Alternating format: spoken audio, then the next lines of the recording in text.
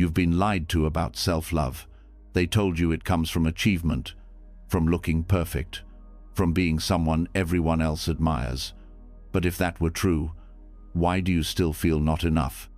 Why do the compliments fade but the self-doubt stays? Why do your thoughts race the moment your head hits the pillow? The truth is, self-love isn't about becoming someone new. It's about remembering who you are underneath the noise. It's not about fixing yourself. It's about letting go of what was never really you to begin with. And that's where Buddhist wisdom comes in. For thousands of years, it's whispered the secret to peace, not by filling yourself up, but by emptying what hurts. The need to impress, the fear of being alone, the clinging to stories that tell you you're not worthy. Tonight, those stories lose their power. Tonight, you'll hear teachings so gentle, they'll melt your tension. So deep, they'll soften your heart. So clear, they'll silence the overthinking. This isn't about becoming better, it's about becoming free. As you listen, something will shift. The voice that used to criticize you will grow quiet. The knots in your chest will loosen. And slowly, beautifully, you'll remember what it feels like to be safe inside your own soul. Not because the world changed, but because you did. This isn't just something to fall asleep to. It's a path back to yourself. A soft landing after years of being hard on your heart. Are you ready? Let's begin. You're still here. That already means something. It means you're searching for more than sleep. You're searching for truth. The kind that doesn't come wrapped in noise, approval, or performance. A deeper kind. The kind that makes you feel at home in your own presence. Safe in your own skin. And maybe for the first time in a long time, or whole. The teachings tonight are not just stories. They're invitations. Gentle nudges back to yourself. No need to believe anything blindly. No pressure to be anything more than what you already are. This isn't about becoming better. This is about coming closer. Not to someone else's path, but to yours. Because the truth that heals you, it can't be borrowed. It has to be lived. And this is where the path begins. There's a phrase found quietly within the early teachings of the Buddha, one that carries more power than it seems at first glance. Ehi passiko. It means, come and see for yourself. No dogma, no forced belief. Just an invitation to explore, to observe, to feel, to know for yourself what's real and what's not. It may sound simple, but hidden inside that invitation is the key to true freedom. Because somewhere along the way, we were taught to trust everyone else but ourselves.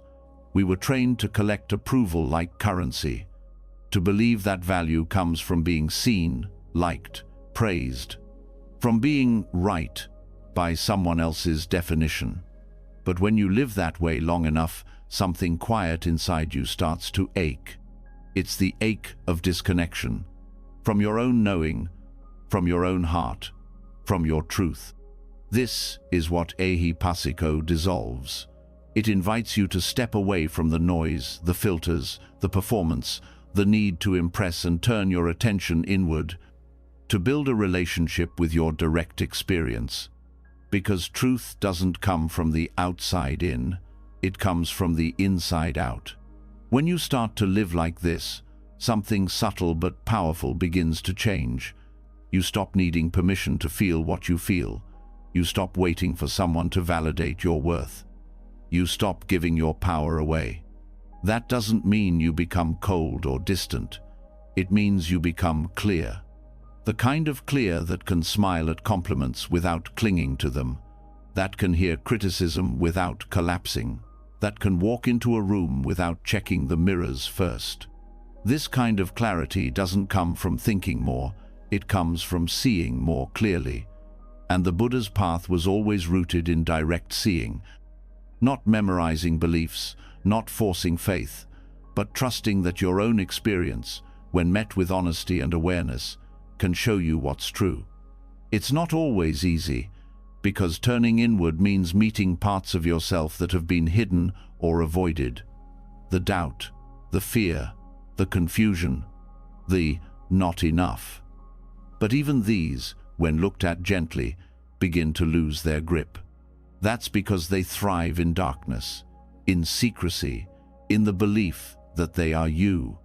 But they're not, they're just visitors. And Ehi-Passiko invites you to sit with them, not to push them away, not to fix them, but to see them fully, without judgment, without flinching. And something miraculous happens when you do this. You begin to trust yourself, not in an arrogant way, not in a look at me, I know everything way, but in a quiet, grounded, steady way.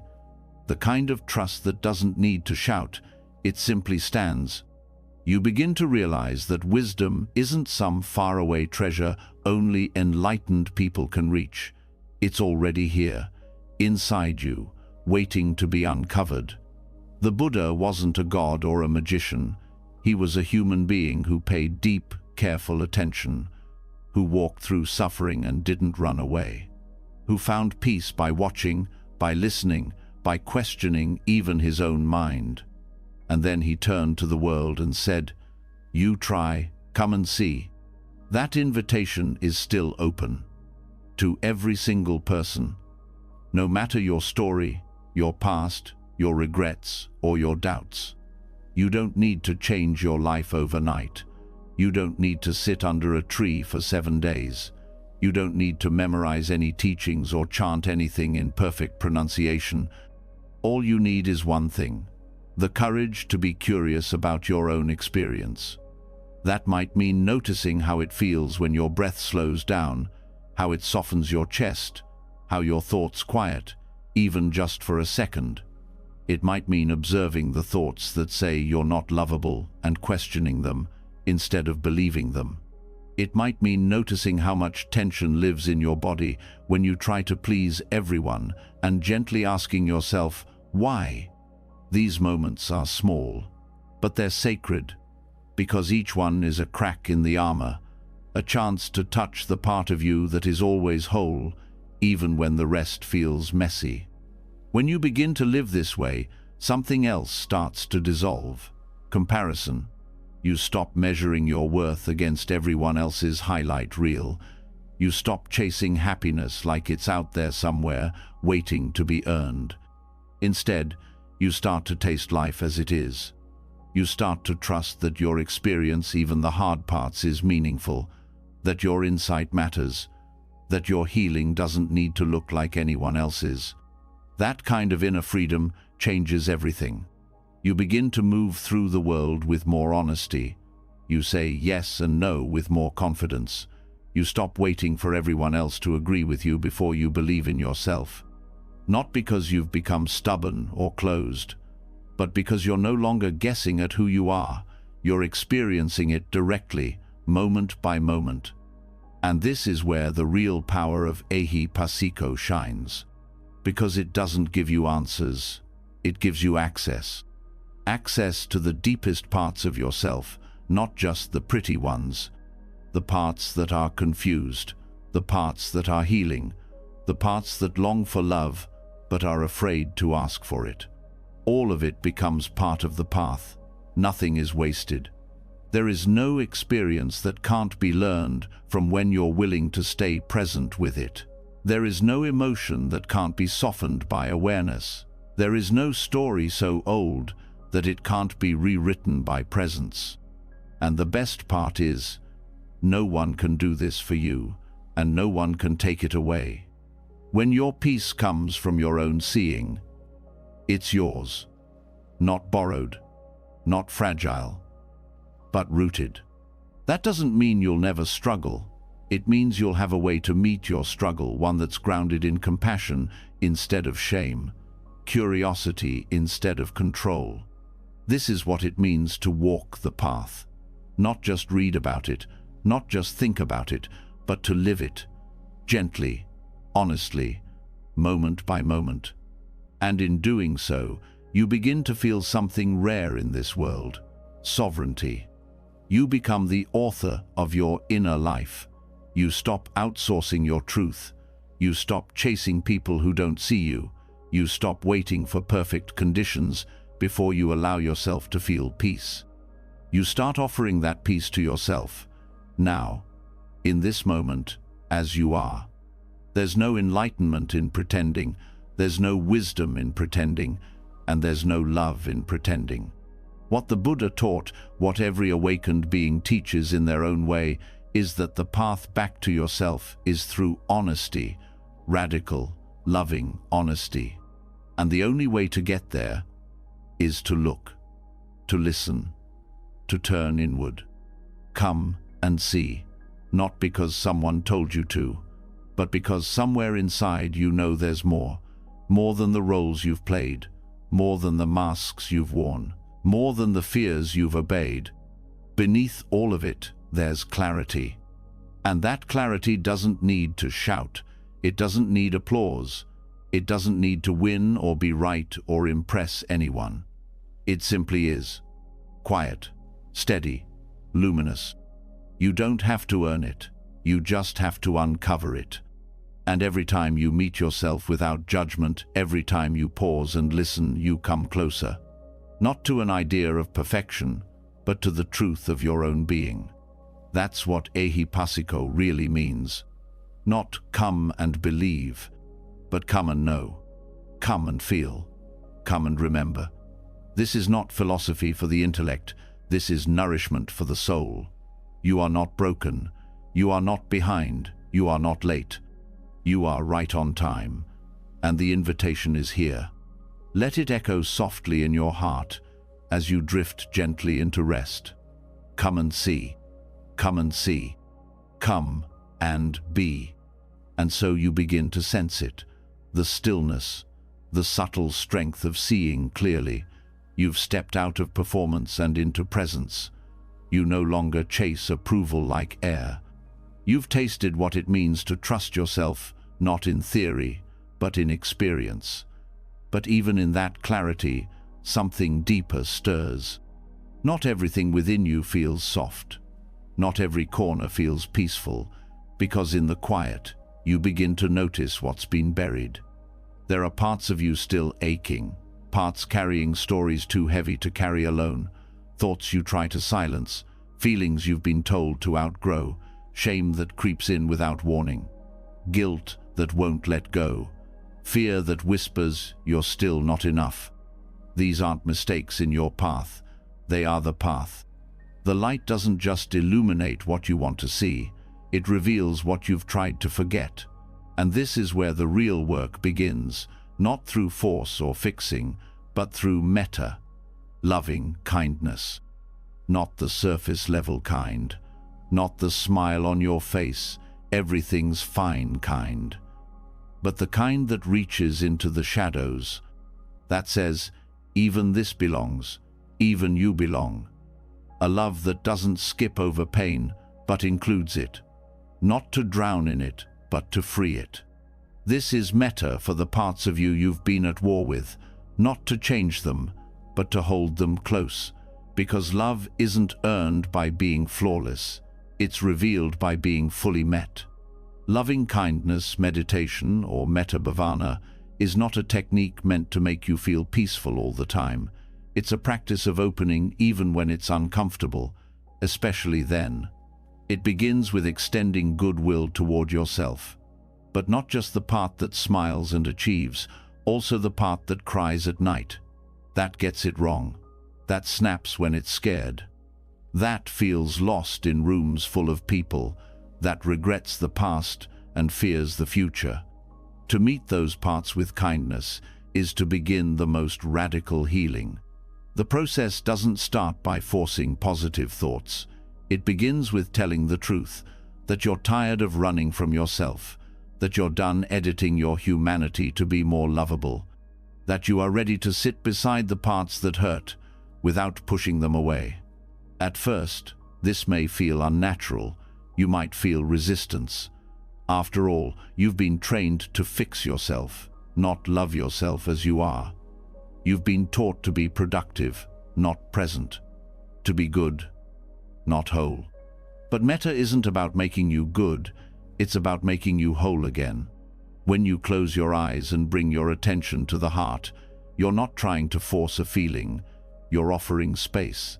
You're saying, whatever is here, I won't turn away. You begin with gentle phrases, repeated like seeds. May I be safe. May I be well. May I be kind to myself. May I live with ease. You don't need to feel them at first. You only need to offer them. Like planting seeds in soil you've forgotten how to trust. And then you direct these same wishes toward the parts of you you've rejected. To the memory that makes your stomach drop. To the version of you that hurt others when you didn't know better. To the habits you hide.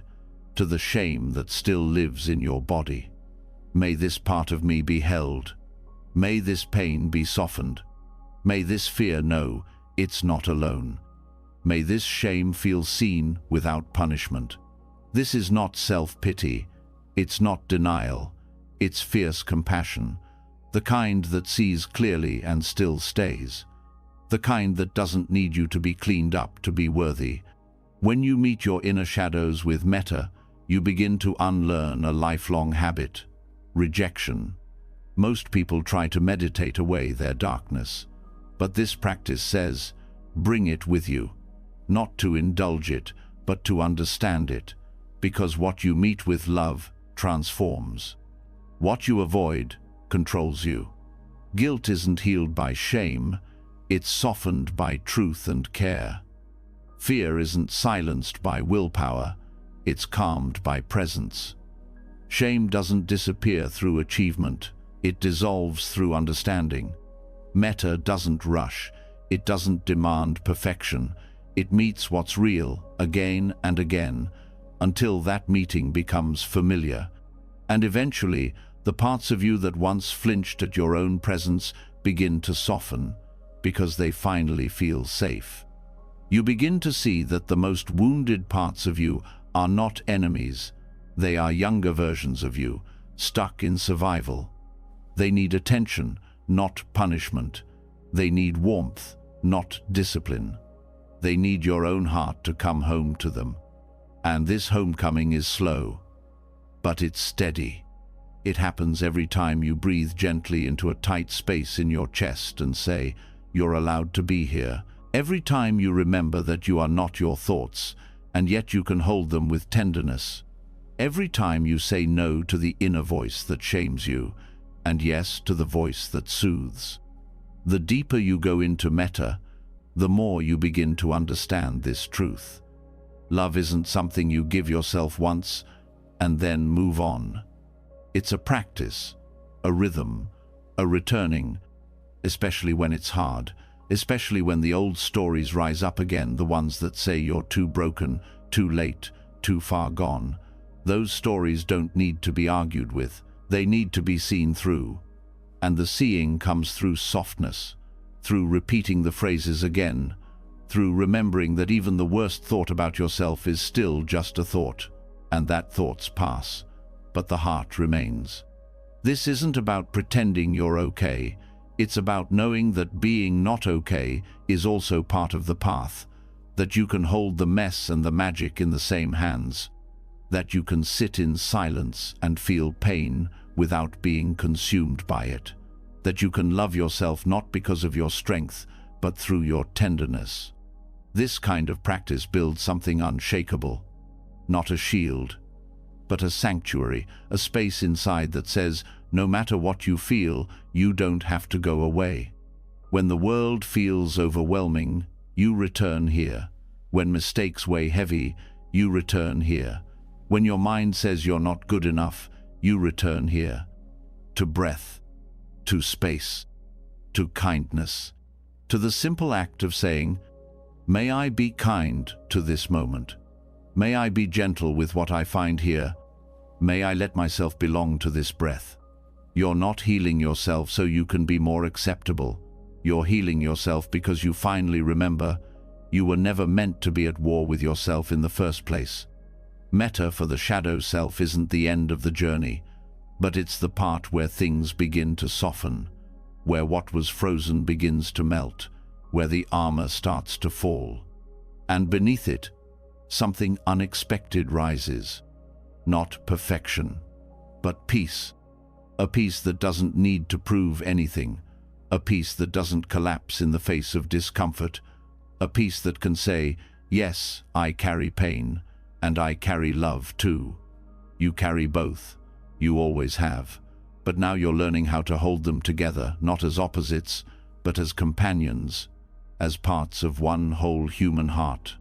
This is what it means to be free, not by erasing what hurts, but by including it in love so fully that it loses its sharpness. This love is yours to offer, every day, every breath, every time you return. No matter how far you've drifted, no matter how long it's been, right now is a perfect moment to begin again. And so you begin to sense it, the stillness, the subtle strength of seeing clearly. You've stepped out of performance and into presence. You no longer chase approval like air. You've tasted what it means to trust yourself, not in theory, but in experience.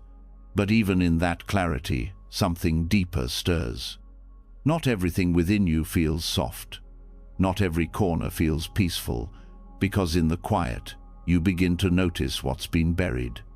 There are parts of you still aching, parts carrying stories too heavy to carry alone, thoughts you try to silence, feelings you've been told to outgrow, shame that creeps in without warning, guilt that won't let go, fear that whispers you're still not enough. These aren't mistakes in your path, they are the path. The light doesn't just illuminate what you want to see, it reveals what you've tried to forget. And this is where the real work begins, not through force or fixing, but through metta, loving kindness. Not the surface-level kind, not the smile on your face, everything's fine kind, but the kind that reaches into the shadows, that says, even this belongs, even you belong. A love that doesn't skip over pain, but includes it, not to drown in it, but to free it. This is metta for the parts of you you've been at war with, not to change them, but to hold them close, because love isn't earned by being flawless, it's revealed by being fully met. Loving kindness meditation, or metta bhavana, is not a technique meant to make you feel peaceful all the time. It's a practice of opening even when it's uncomfortable, especially then. It begins with extending goodwill toward yourself, but not just the part that smiles and achieves, also the part that cries at night, that gets it wrong, that snaps when it's scared, that feels lost in rooms full of people, that regrets the past and fears the future. To meet those parts with kindness is to begin the most radical healing. The process doesn't start by forcing positive thoughts. It begins with telling the truth, that you're tired of running from yourself, that you're done editing your humanity to be more lovable, that you are ready to sit beside the parts that hurt without pushing them away. At first, this may feel unnatural. You might feel resistance. After all, you've been trained to fix yourself, not love yourself as you are. You've been taught to be productive, not present, to be good, not whole. But metta isn't about making you good, it's about making you whole again. When you close your eyes and bring your attention to the heart, you're not trying to force a feeling, you're offering space. You're saying, whatever is here, I won't turn away. You begin with gentle phrases, repeated like seeds. May I be safe. May I be well. May I be kind to myself. May I live with ease. You don't need to feel them at first. You only need to offer them. Like planting seeds in soil you've forgotten how to trust. And then you direct these same wishes toward the parts of you you've rejected, to the memory that makes your stomach drop, to the version of you that hurt others when you didn't know better, to the habits you hide, to the shame that still lives in your body. May this part of me be held. May this pain be softened. May this fear know it's not alone. May this shame feel seen without punishment. This is not self-pity, it's not denial, it's fierce compassion, the kind that sees clearly and still stays, the kind that doesn't need you to be cleaned up to be worthy. When you meet your inner shadows with metta, you begin to unlearn a lifelong habit: rejection. Most people try to meditate away their darkness, but this practice says, bring it with you, not to indulge it, but to understand it, because what you meet with, love, transforms. What you avoid controls you. Guilt isn't healed by shame, it's softened by truth and care. Fear isn't silenced by willpower, it's calmed by presence. Shame doesn't disappear through achievement, it dissolves through understanding. Metta doesn't rush, it doesn't demand perfection, it meets what's real again and again, until that meeting becomes familiar. And eventually, the parts of you that once flinched at your own presence begin to soften, because they finally feel safe. You begin to see that the most wounded parts of you are not enemies. They are younger versions of you, stuck in survival. They need attention, not punishment. They need warmth, not discipline. They need your own heart to come home to them. And this homecoming is slow, but it's steady. It happens every time you breathe gently into a tight space in your chest and say, "You're allowed to be here." Every time you remember that you are not your thoughts, and yet you can hold them with tenderness. Every time you say no to the inner voice that shames you, and yes to the voice that soothes. The deeper you go into metta, the more you begin to understand this truth. Love isn't something you give yourself once and then move on. It's a practice, a rhythm, a returning, especially when it's hard, especially when the old stories rise up again, the ones that say you're too broken, too late, too far gone. Those stories don't need to be argued with, they need to be seen through. And the seeing comes through softness, through repeating the phrases again, through remembering that even the worst thought about yourself is still just a thought, and that thoughts pass, but the heart remains. This isn't about pretending you're okay, it's about knowing that being not okay is also part of the path. That you can hold the mess and the magic in the same hands. That you can sit in silence and feel pain without being consumed by it. That you can love yourself not because of your strength, but through your tenderness. This kind of practice builds something unshakable, not a shield, but a sanctuary, a space inside that says, no matter what you feel, you don't have to go away. When the world feels overwhelming, you return here. When mistakes weigh heavy, you return here. When your mind says you're not good enough, you return here. To breath, to space, to kindness, to the simple act of saying, may I be kind to this moment. May I be gentle with what I find here. May I let myself belong to this breath. You're not healing yourself so you can be more acceptable. You're healing yourself because you finally remember you were never meant to be at war with yourself in the first place. Metta for the shadow self isn't the end of the journey, but it's the part where things begin to soften, where what was frozen begins to melt, where the armor starts to fall. And beneath it, something unexpected rises. Not perfection, but peace. A peace that doesn't need to prove anything. A peace that doesn't collapse in the face of discomfort. A peace that can say, yes, I carry pain, and I carry love too. You carry both. You always have. But now you're learning how to hold them together, not as opposites, but as companions, as parts of one whole human heart. This is what it means to be free, not by erasing what hurts, but by including it in love so fully that it loses its sharpness. This love is yours to offer, every day, every breath, every time you return. No matter how far you've drifted, no matter how long it's been, right now is a perfect moment to begin again. Even as kindness begins to bloom within, the voice of judgment can still linger. It waits in the background, ready to speak when you make a mistake, fall short, or simply feel uncertain. It speaks in sharp tones: "You're not enough, you're wrong again, you'll never change."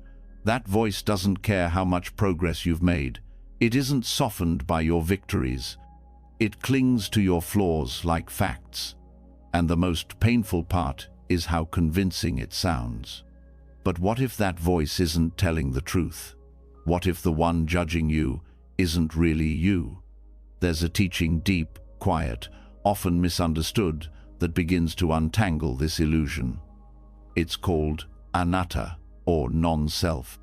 And far from being cold or confusing, it holds one of the warmest truths you'll ever hear. You are not the voice that tears you down. You are not fixed. You are not frozen in identity. And you are not stuck inside a story you didn't choose. Non-self is not the absence of life. It is the absence of limitation. It starts with noticing something simple: how thoughts come and go on their own. You don't plan every emotion. You don't invite every memory. The mind moves like weather. Clouds of criticism can pass through, but they are not the sky. They do not define it. They do not stay forever. When the Buddha taught about non-self, he wasn't saying you don't exist. He was pointing to a deeper freedom, that what you think you are is not what you truly are. Not the voice in your head. Not the pain in your chest. Not the names others gave you. Not even the name you gave yourself. You are awareness. And awareness doesn't have to believe every thought it notices. Self-criticism only survives when you mistake thoughts for identity. When "I feel like a failure" becomes "I am a failure." But the moment you step back and see the thought as just a thought, it loses its grip. It becomes what it always was: a passing mental event, not a life sentence. This shift isn't intellectual, it's experiential. You don't convince yourself out of judgment. You watch it. You witness how it arises, how it speaks, how it fades. And in that watching, something loosens. The belief that it must be true starts to weaken. You begin to see through the old labels, the inner critic, the unworthiness, the pressure to be perfect. They start to look less like reality and more like habits. And habits can be changed. Anatta helps you see that the version of you you're criticizing is already gone. Every moment, you are shifting not in a chaotic way, but in a living, breathing way. No thought is permanent. No feeling lasts forever. No identity stays fixed. This doesn't mean you float through life without responsibility. It means you stop punishing yourself for being human. It means the mistakes you made yesterday do not define you today. It means the voice that says, "You always do this," or "You never change," is just recycling old patterns. It means you can stop carrying your past like a burden and meet yourself freshly, as you are, not as you were. Through the lens of non-self, even the harshest judgments lose their weight. Because who exactly are they judging? The one who no longer exists, the thought that's already gone, the action that passed like a breeze through the body. And if you are not a fixed thing, if you are not bound to one version of self, then you are free to grow. Self-love, through the lens of anatta, becomes less about affirmations and more about understanding. You understand that your inner critic is not the truth, just a voice shaped by causes and conditions, upbringing, pain, fear, stories. You don't need to silence it with force. You simply stop confusing it for your identity. The more you see the impermanence of each thought, the more spacious your mind becomes. You no longer believe everything it says. You become less reactive, less controlled. You notice the urge to judge and choose not to feed it, not out of effort, but out of clarity. And in that clarity, self-compassion has room to grow. You start to speak to yourself with more tenderness. You begin to recognize when criticism arises from fear, and instead of following it, you comfort it. You remind yourself, this too will pass. You learn to pause when the voice of judgment rises and ask, is this true? Is this helpful? Is this who I want to be in this moment? That questioning doesn't come from anxiety. It comes from wisdom. It comes from the growing understanding that identity is not fixed, that you are not what you've done, and that you can meet yourself with new eyes every time. This is not detachment in a cold sense. It's release. Release from false certainty, from painful labels, from the idea that you are some permanent thing that can be broken. You are not broken. You are becoming. And becoming requires space. The space to make mistakes, to evolve, to change direction, to soften into who you are without rigid expectations. Non-self is that space, a letting go of the grip around me, mine, I always, I never. In that letting go, your suffering begins to dissolve, not because you've fixed everything, but because you've stopped holding so tightly to the one who must be fixed. This changes how you move through life. You become less defensive when others criticize you, because you no longer believe that criticism strikes at some solid core. You become more open to learning, because growth doesn't threaten your identity. You stop needing to protect a version of yourself and start getting curious about the next one that might emerge. Self-criticism is often rooted in fear, fear of rejection, fear of failure, fear of being unlovable. But when you see that self is not a fixed object, those fears soften. You don't have to be perfect to be loved. You don't have to meet every expectation to be whole. You only need to be present. To meet this moment with sincerity, even if you're scared, even if you feel small, even if you don't know what comes next. And in that meeting, love becomes possible again. Not love based on performance or appearance or worthiness, but love based on presence, on openness, on truth. You are not the voice that judges. You are the awareness that notices. You are not the past mistake. You are the capacity to learn from it. You are not frozen. You are fluid, living, changing, worthy. This isn't just philosophy, it's practical. The next time the inner critic appears, don't argue, don't collapse. Just notice.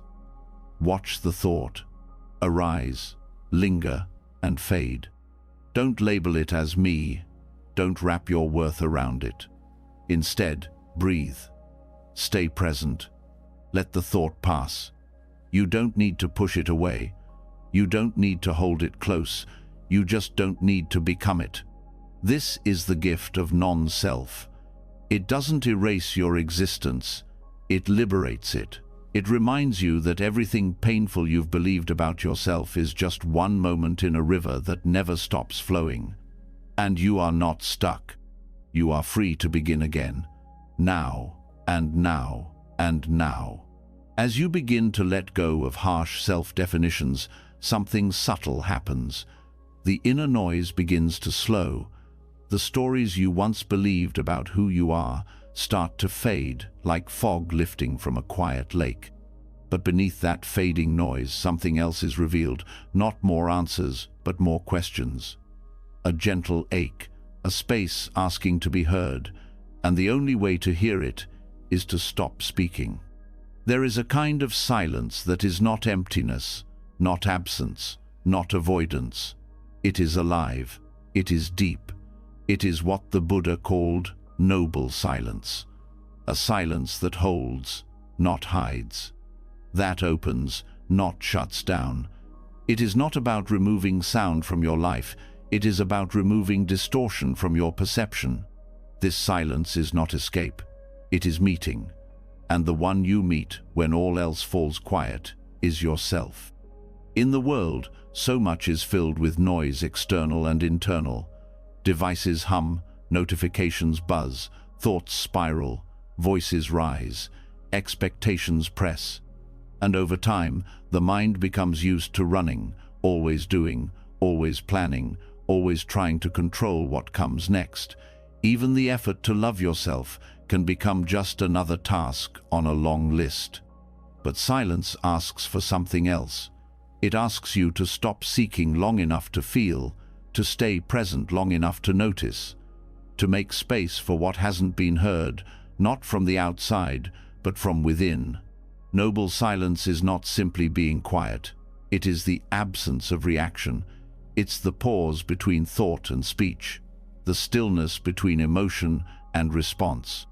It's the moment you choose not to fill the space just to avoid discomfort. In that space, your inner world becomes clearer.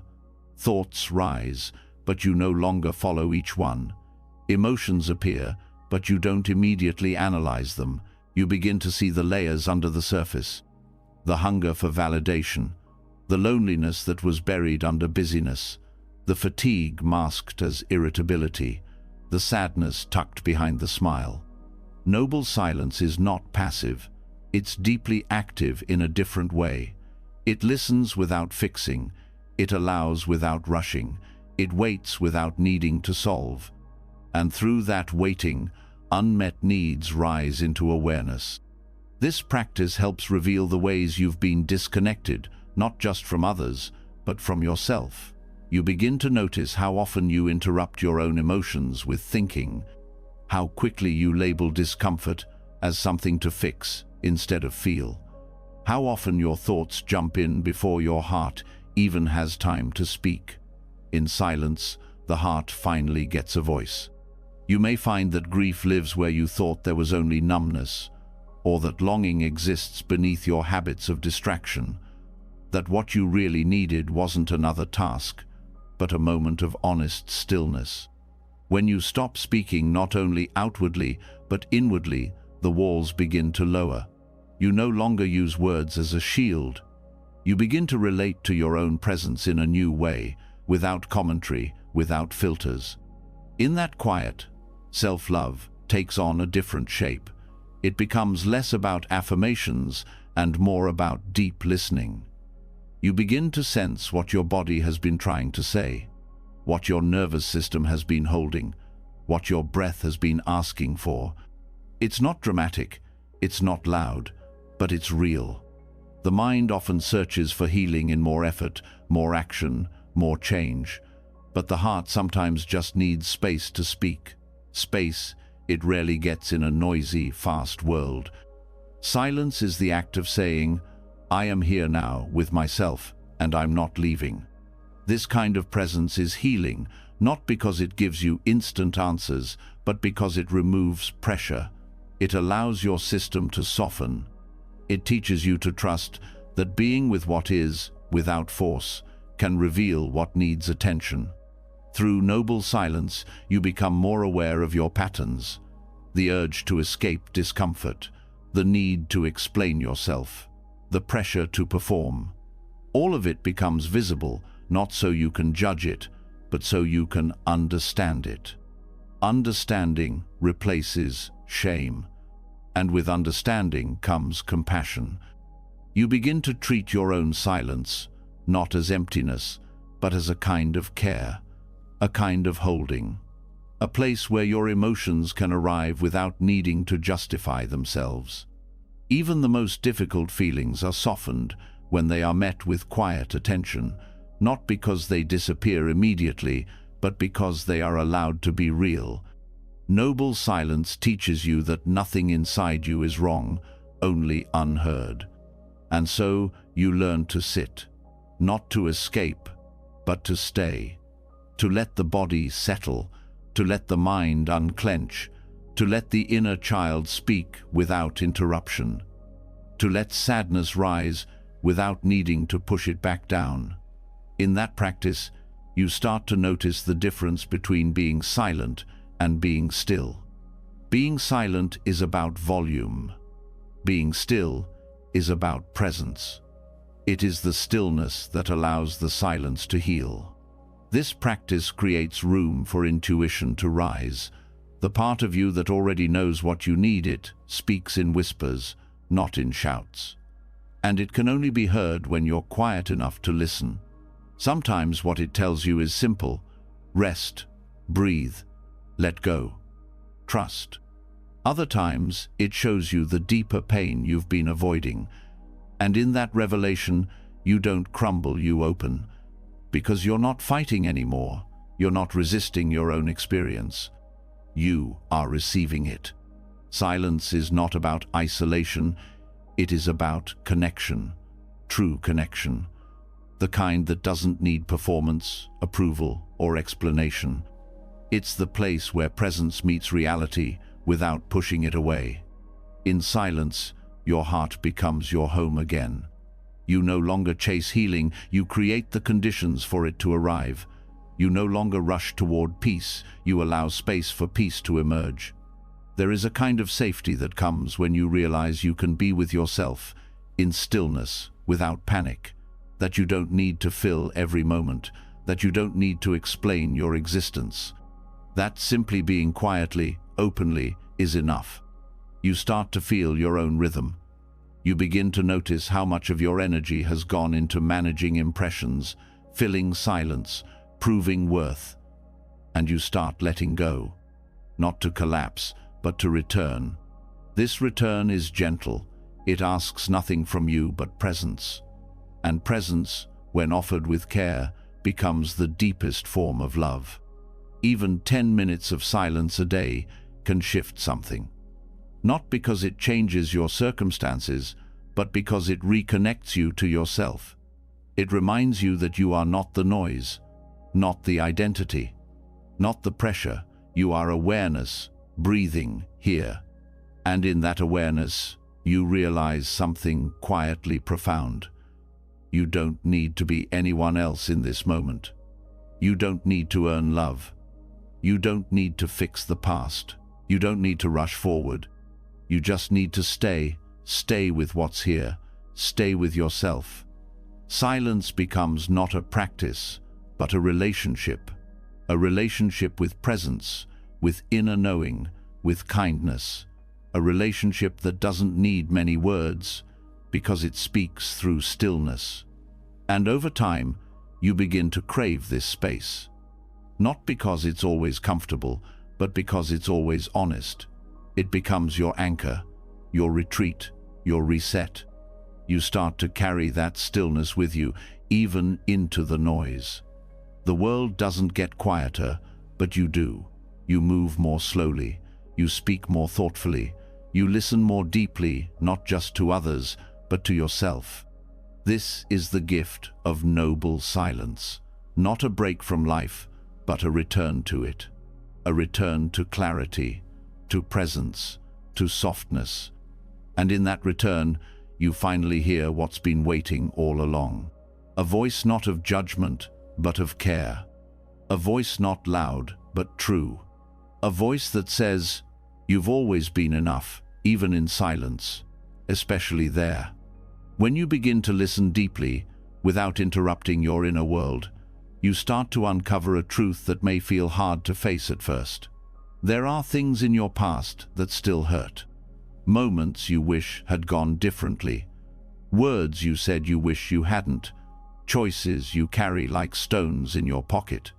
In the silence, those memories return not to punish you, but to be healed. They rise not as enemies, but as invitations. And what you do with them now will shape how you carry yourself forward. In the teachings of karma, most people hear the word and think of punishment, cause and effect, but laced with fear, as if every misstep dooms you, as if your past locks you out of peace. But that is a misunderstanding. Karma isn't a sentence, it's a seed, and how you relate to it determines whether you grow or stay stuck. Karma means that every action leaves an imprint, but imprints are not chains, they are patterns. And patterns can be understood, shifted, softened. There is no karmic law that says you must be defined by who you were. Karma only asks, what are you doing now? The pain you feel over past mistakes is not karma punishing you. It's your deeper self recognizing that something is out of alignment. It's a signal not to spiral in shame, but to pause, reflect, and respond with care. To hold karma this way is to hold your past differently, not as a burden, but as a teacher, not as something broken, but something that reveals your strength. There is an art from Japan called kintsugi, the practice of repairing broken pottery with gold. Instead of hiding the cracks, it fills them with something precious. The broken parts become the most beautiful. The damage isn't covered up, it's honored. This is how you can hold your karma. Not to ignore what happened, not to pretend it didn't matter, but to see the cracks in your story as places where healing can shine through. The moments you regret become entry points into self-compassion. The choices you wish you could take back become opportunities to grow new roots in wisdom. You are not meant to be untouched by life.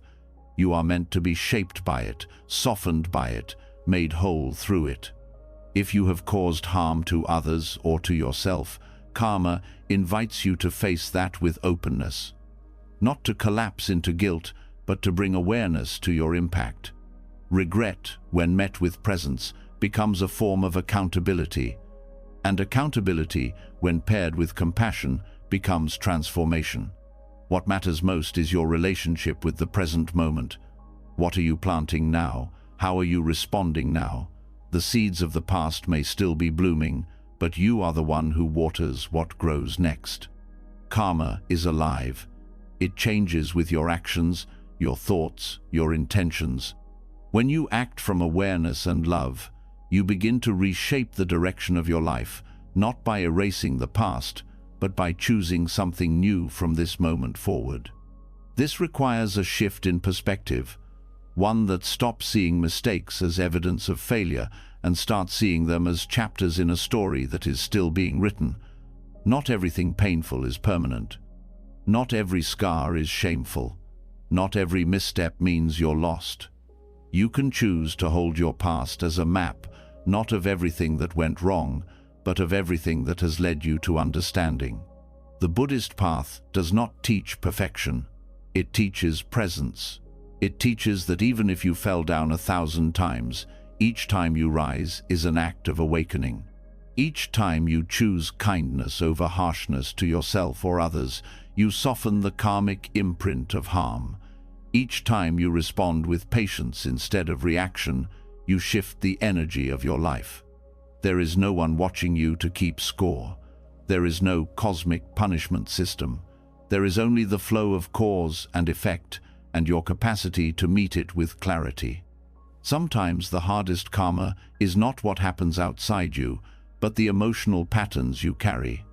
Cycles of self-blame, habits of avoidance, responses that come before you even think. These too are karma, and they are not permanent. You can begin to bring awareness to them. You can ask, without judgment, what story is repeating here? What feeling am I avoiding?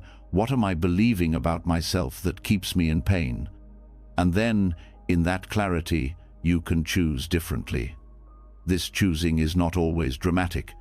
Sometimes it's as simple as pausing before speaking, breathing instead of reacting, apologizing without defending, forgiving without forgetting. Karma is shaped in small choices, and the gold in your healing is built from those choices, one breath at a time. Even the most painful chapters can teach you how to live more wisely. That relationship you lost taught you what love isn't. That decision you regret showed you your boundaries. That moment you weren't proud of revealed where you were hurting. You begin to see that you are not the same person who made those choices. You are the one who now sees them clearly. You are the one growing new intentions from old wounds. This kind of healing doesn't deny what happened. It simply refuses to let it be the end of the story. Karma teaches that energy continues.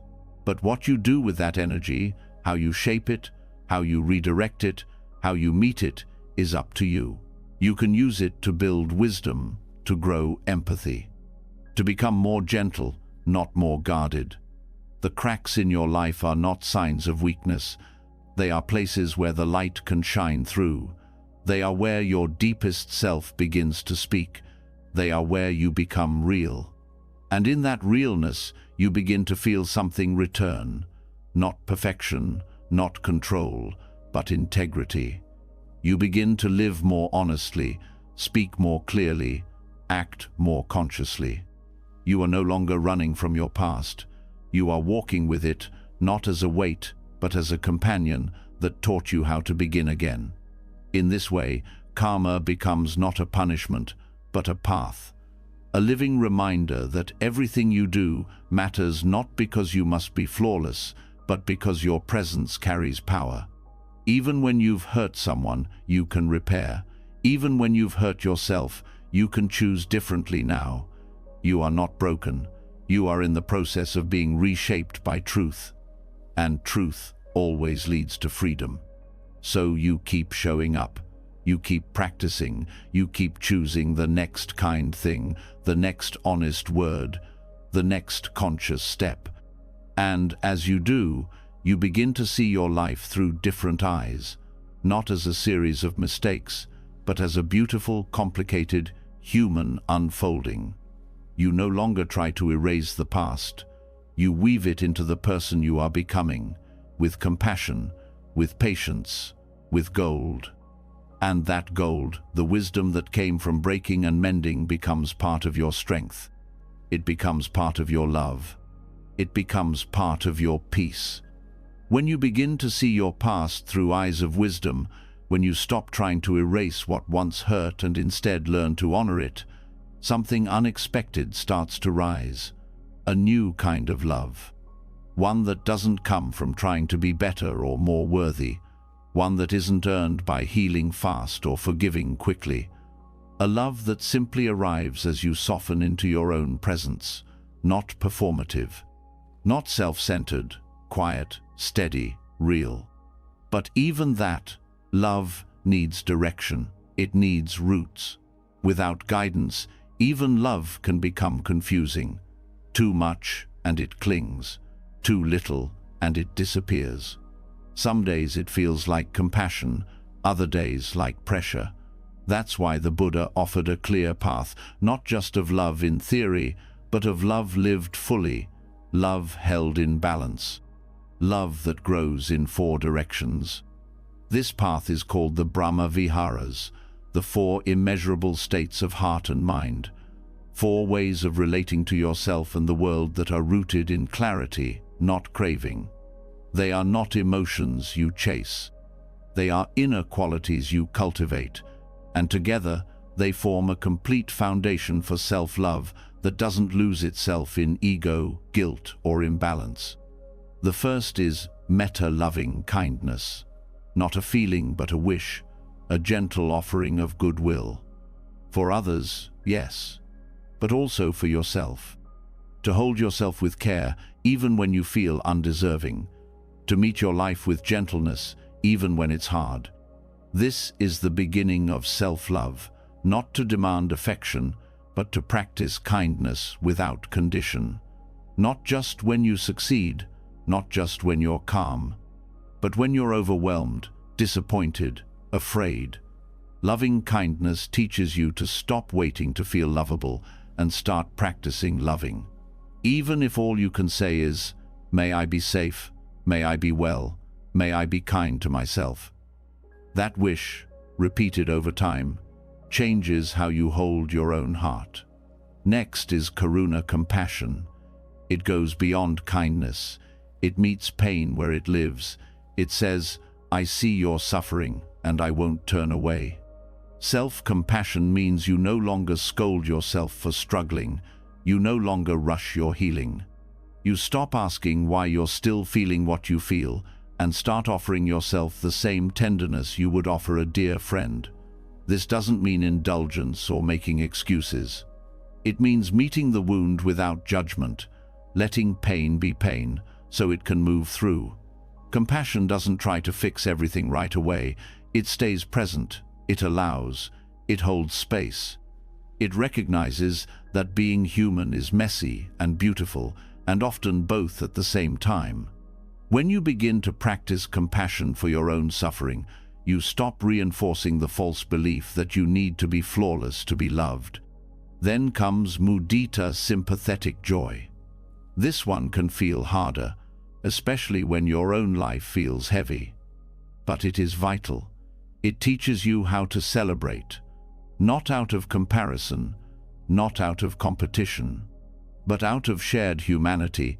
Self-directed mudita means allowing yourself to feel joy without guilt, to be happy when things go well, to laugh without wondering if you're allowed, to feel pleasure in small things, a clear breath, a warm touch, a moment of connection without thinking it must be earned. Joy that comes from presence, not perfection. This is where self-love becomes expansive, where it stops being just about soothing and starts being about aliveness. When you give yourself permission to feel joy, even when everything isn't fixed, you open your heart to life as it is, and that joy becomes a source of resilience. Finally, upekkha, equanimity, the balance that holds all the rest. Without it, love becomes tangled, compassion turns into overwhelm, joy becomes attachment. But with equanimity, you learn to stay centered. You learn to care without clinging. You learn to feel deeply without being swallowed. In yourself, this looks like being with your experience as it unfolds, without pushing it away and without chasing it. It means trusting your inner ground, even when life moves in waves. It doesn't mean feeling nothing. It means being stable enough to feel everything. When you practice equanimity, you stop trying to control what happens and start learning how to respond wisely. You begin to trust that you can hold joy and sorrow, ease and pain, praise and blame, not because you've shut your heart down, but because your heart has grown strong enough to stay open. Together, these four, metta, karuna, mudita, and upekkha, become a compass. Not a list of qualities to perfect, but living directions to return to. When you feel lost, you check. Am I being kind? Am I meeting this with compassion? Am I allowing joy? Am I balanced? They keep you from swinging too far in any one direction, from becoming overly self-critical or emotionally detached, from denying your pain or clinging to your happiness. They keep your love grounded, flexible, real. They also help you love without ego, because they are not about boosting your self-image. They are about seeing clearly, loving what is, not what should be, and that includes yourself. You begin to notice the places where your self-love has become conditional. I'll be kind to myself when I stop making this mistake. I'll let myself rest when I've done enough. I'll feel joy when I finally fix everything. The Brahma Viharas dissolve these conditions. They remind you that kindness is available now, compassion is available now, joy is available now, balance is available now. They teach you that love is not something you chase, it's something you cultivate. Not by forcing it, but by tending to it, watering it, returning to it. When you practice the four immeasurables, you begin to see how love grows from attention, not ambition, from care, not control. And you begin to extend that same understanding to others. Because the more you hold yourself with patience, the more you can hold others without judgment. The more you meet your pain with compassion, the more you can recognize pain in others without needing to fix it. The more you celebrate your own joy, the less you feel envy. The more balance you hold within, the more peaceful your relationships become. But it always begins within. You don't practice these to be perfect. You practice because they're the soil of a life rooted in peace. And peace doesn't come from escaping yourself. It comes from returning, again and again, to presence, to kindness, to the breath, to the moment. That return is the practice. That return is the path. The Brahma Viharas are not distant ideals. They are human capacities. They already exist in you. You've felt them before, brief moments of warmth, of softness, of joy, of steadiness. Practicing means making space for those moments to grow, giving them your attention, trusting that, With time, they shape how you live and love. You begin to live not from habit, but from intention, not from defense, but from openness, not from fear, but from care. And care, true care, never comes with conditions. It simply stays, breath by breath, softly, quietly, fully. This is what balanced self-love looks like. Not loud, not inflated, just honest, just grounded, just enough. And from that ground, everything begins to grow. When love becomes balanced, when kindness is steady and joy is shared without comparison, something profound begins to open beneath it all. You stop holding your experiences so tightly. You stop needing each feeling to stay. You begin to sense there is something deeper beneath all the doing, all the striving, all the becoming. Not a thing to grasp, but a space to rest into. And this is where many turn away, because it feels unfamiliar. To release even the idea of who you are, to let go of fixed identity, even for a moment, can feel like stepping into the unknown. But what arises in that unknown is not fear. It is freedom.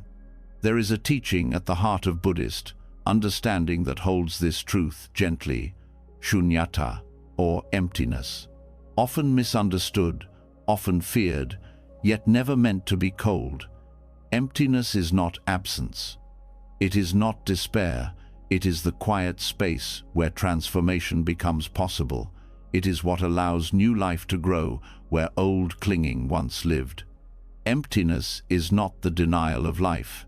It is what gives life room to move. The mind, by habit, tries to solidify everything. It turns moments into identities, pain into personality, emotions into lifelong narratives. It makes things stick because it believes that to let go is to lose something essential. But this tightness, this grasping, is what creates so much of your suffering. The belief that everything must be held in place, that every thought means something permanent, that every emotion defines you. And so, the idea of emptiness feels threatening, because it seems to suggest that nothing matters. But the truth is, emptiness means that everything can matter because nothing is fixed. It means that no emotion, no judgment, no habit defines your essence.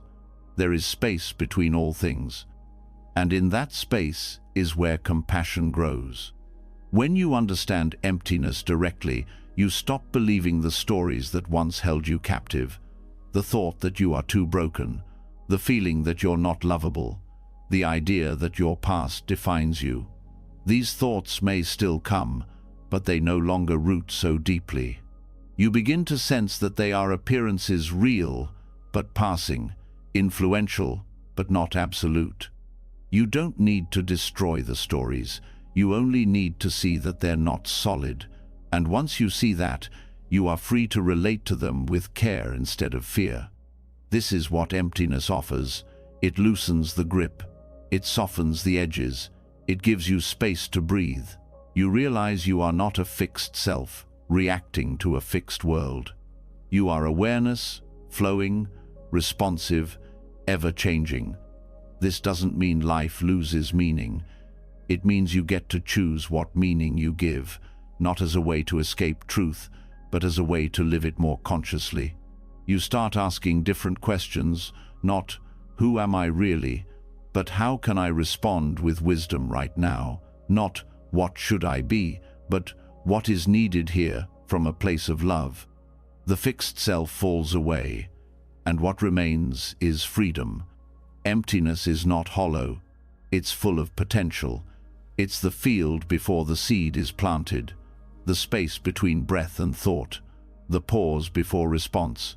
It is the ground from which compassion, insight, and transformation rise naturally. The idea of identity as fixed is what leads to judgment.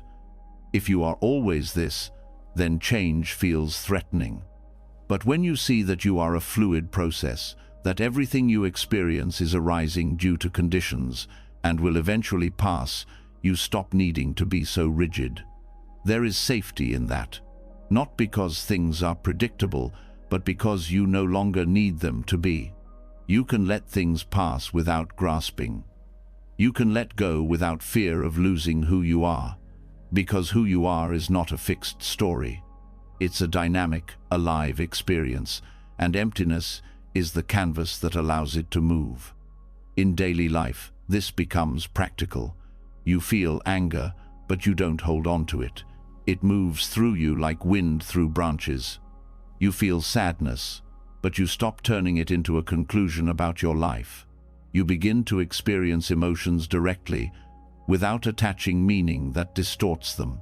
This gives your inner world more space, and in that space, compassion becomes easier. Forgiveness feels more natural. Judgment softens, because you see that no one is one thing, forever, not even you. You also stop defining yourself by your achievements, your roles, your image. These things may still exist, but they no longer form the core of your identity. You stop grasping for praise or hiding from criticism. You become less reactive because there's no tight sense of self to defend. Just this breath, this body, this moment. When your identity is not fixed, your value doesn't depend on doing everything right. You are no longer trapped by the need to protect who you think you are. You can admit mistakes without shame. You can accept compliments without clinging. You can face change without losing your ground. This doesn't make you passive. It makes you responsive. You begin to act not from fear of loss, but from clarity, not to prove yourself, but to express presence. Even suffering changes when seen through this lens. It becomes something to meet, not something to avoid. It's seen as arising from causes and conditions, not from some permanent flaw in who you are. And that changes how you relate to it. You stop blaming. You stop resisting. You start resisting. In that listening, healing begins. The mind that understands emptiness becomes less caught in struggle. It holds life more gently. It allows others to be who they are without needing to change them. It allows space for pain, but also for peace. It is no longer trapped in the illusion that things must stay the same to feel safe. You begin to sense a kind of intimacy with life. Because nothing is solid, everything can be touched. Because nothing is fixed, everything can be held. This is not theory. It is a way of being.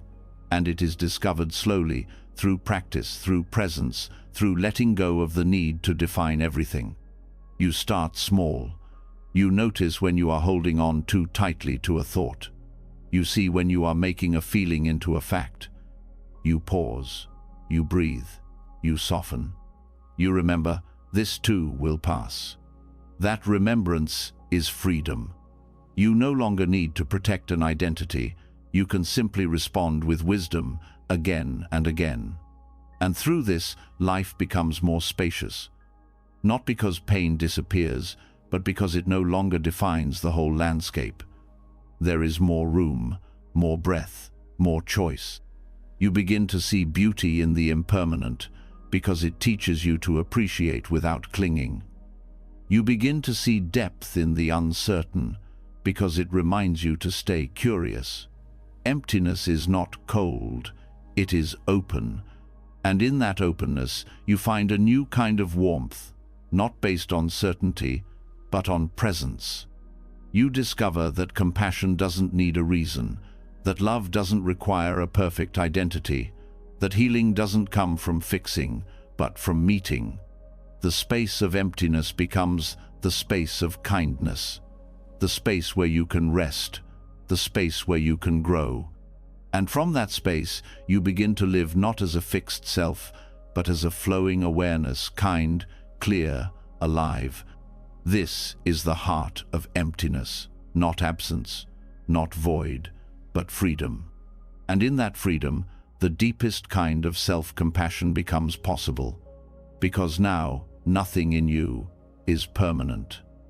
And so, nothing is beyond care. Nothing is unworthy of love. You don't have to chase who you were. You don't have to defend who you are. You don't have to fear who you will become. You simply return to this space over and over, and in that returning, you remember what's always been true. There is room for all of you here, and in that room, you are free. The more you rest in spaciousness, the more clearly you begin to see what you've been carrying, not just the emotions or memories, but the patterns. The subtle loops you move through again and again, thoughts that trigger feelings, feelings that drive reactions, reactions that reinforce painful beliefs. It's not random, and it's not your fault. But it's also not permanent. There is a map for this, a teaching that gently shows you how suffering builds itself, piece by piece. It's not punishment, it's a pattern, and that pattern can be seen, it can be understood. And when it's understood, it can be rewritten.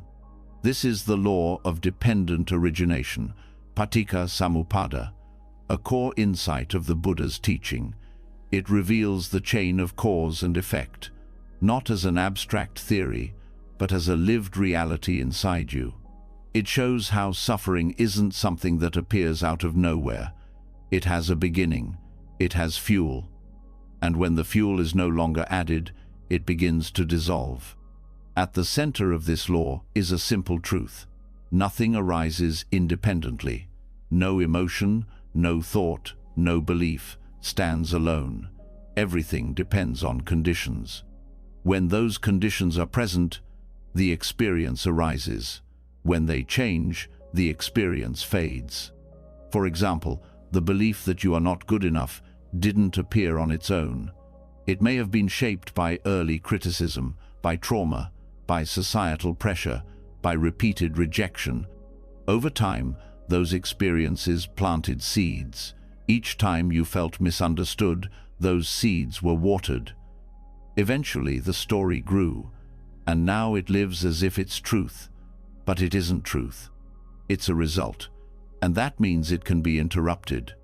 The chain of suffering usually begins with contact. Something is seen, heard, remembered, or felt. That contact triggers sensation, which brings up feeling pleasant, unpleasant, or neutral. The mind doesn't stop there. It adds craving or resistance. Then comes identification. You start to take it personally. The discomfort becomes your discomfort. The fear becomes your flaw. The thought becomes your identity. And then action follows. You react based on the story. Maybe you withdraw, maybe you lash out, maybe you numb. That reaction creates more conditions, more evidence for the story. And so the cycle repeats. What makes this process powerful is not that it happens, it's that you can see it while it happens. And that moment of awareness is the beginning of freedom. You don't need to fight every thought. You don't need to suppress every emotion. You just need to understand what's fueling them. When you see the links, you stop being trapped by them. Let's say you notice a feeling of unworthiness rise when someone doesn't respond to your message. The old story appears. They don't care. That story brings tightness, maybe shame, maybe anger.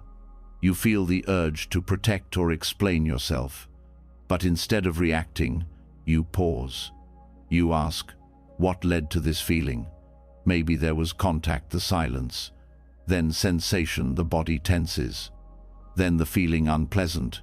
Then the thought, they're rejecting me. Then the belief, I must not matter. And that belief shapes your behavior. Now you've seen the links, and just seeing them loosens their power. You realize it's not the silence that hurts. It's the story built on that silence. And that story comes from past wounds, not this present moment. This is the insight that breaks the loop. You begin to notice that not every emotion needs a storyline. Not every discomfort needs to mean something about you. You start catching the chain earlier, before the belief hardens, before the reaction takes hold. And in that early seeing, you create space. In that space, a new choice becomes possible. This isn't about controlling your feelings. It's about interrupting the automatic reaction to them, the craving for things to be different, the aversion to discomfort, The tendency to personalize everything. With consistent awareness, you start choosing differently. You respond instead of reacting. You stay curious instead of collapsing. You begin to replace the old narrative with a new understanding. This is just a pattern, not a personal failure, not a fixed identity, just a habit made of many conditions, now seen clearly. That clear seeing is what dissolves it. This process also teaches you compassion. You realize that others, too, are moving through their own chains of cause and effect. Their harsh words may come from pain. Their silence may come from fear. Their actions, like yours, are shaped by unseen forces. When you understand the links in your own suffering, you become less reactive to others. You stop taking things so personally. You start to meet people where they are, not where your story says they should be. You also begin to speak to yourself more gently. When pain arises, you ask not, "What's wrong with me?" but "What is this built on?" When judgment appears, you trace it back to comparison, to fear, to the craving for control. And again, you pause, you breathe, you see it clearly. And in that clarity, you make space for care. This is how you rewrite the story. Not with force, not by pretending the old one never existed, but by seeing how it was built and choosing not to build it again. Every time you bring awareness to the chain, you loosen it, you weaken the habit, you become less defined by the past and more open to the present. This doesn't make your life perfect. It makes it honest. You still feel, you still stumble, but now you know why, and that knowing becomes a source of strength. You begin to notice the subtle points of contact that once went unseen, the tightness in your jaw before you react, the flicker of shame before the defense, the quick assumption before the closing down. Each of these is a doorway, not to fix, but to understand. And through that understanding, a new story begins to take shape. One where pain is met with presence, not panic. One where discomfort is explored, not feared. One where thoughts are seen as temporary, not absolute. One where self-worth is not dictated by emotion, but supported by insight. This new story is not written all at once. It's built gently, breath by breath, moment by moment, each time you choose awareness over autopilot. And as you keep choosing, the old loops lose energy. The false identities lose their grip. What once felt like truth starts to feel like memory. Not erased, but no longer in control. You are no longer living inside someone else's story about you. You are writing your own, not with fantasy, but with deep clarity. You are shaping it with kindness, with wisdom, with each moment of seeing. The law of dependent origination is not a rule to follow. It's a mirror, a way of looking that reveals what was hidden. And what it reveals is not your flaw, it's your freedom. Because when you understand what gives rise to suffering, you understand how not to feed it. When you see what supports peace, you learn how to nourish it. You are not broken, you are patterned, and patterns can change. The story of self-worth, of who you are, of how you live, it's still being written, and now you hold the pen. Once you begin to see the chain of your suffering clearly, it becomes harder to keep feeding it unconsciously. You notice when reactions are building. You recognize the moment you start slipping into old roles. And you begin to ask better questions, not "What's wrong with me?" but "What is this really asking for?" That question opens a door, because beneath so many patterns is a powerful force that often goes unnoticed: desire. Desire, in itself, is not the problem. It is natural to want connection, safety, growth, and peace. But not all desire leads to freedom. Some pulls you deeper into dissatisfaction. Others point you toward inner clarity. The difference is subtle but important, and the Buddha gave us language for both. He called one tanha and the other chanda. Understanding the difference between them is one of the most important steps in learning how to love yourself in a healthy, grounded way. Without this distinction, it's easy to confuse compulsive striving with genuine aspiration. You may believe you're growing when really you're grasping.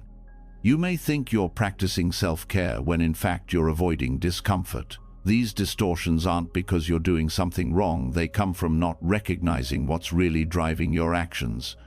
Tanha is the craving that pulls you out of presence. It is the urge that arises from a sense of lack, a feeling that something is missing and must be filled now. It doesn't come with clarity.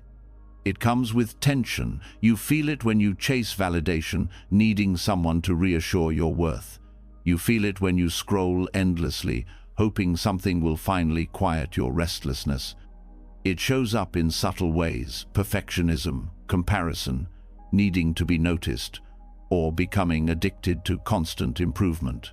It never feels like enough, because it's rooted in a belief that you are not enough. When you act from tanha, even good things can become painful. You might try to meditate, but secretly hope it makes you more lovable. You might pursue personal growth, but measure your worth against how much you've achieved. You try to love yourself, but only if you meet certain conditions. This isn't love. It's pressure disguised as purpose, and the more you feed it, the more it feeds itself. Tanha is not always loud. Sometimes it whispers, but it always carries that same tightness, the sense that something must change before you can rest. It convinces you that peace lies just one accomplishment away, one compliment away, one correction away. And the truth is, even when you get what it wanted, the craving doesn't end. It shifts to something else. It never really lands. Chanda, on the other hand, is a different kind of energy. It is also a form of desire, but it arises from presence, not lack. It is the healthy urge to grow because you care, not because you're afraid. It's the movement toward well-being that doesn't demand perfection. It's wanting to heal not because you're broken, but because you love what's possible. Chanda is not about grasping for the future, it's about honoring what wants to unfold from within. This is the kind of desire that fuels real self-love. It moves you to rest when your body needs it, to reflect when your mind is overwhelmed, to speak gently to yourself, not because someone told you to, but because you've learned that harshness doesn't help. Chanda has clarity.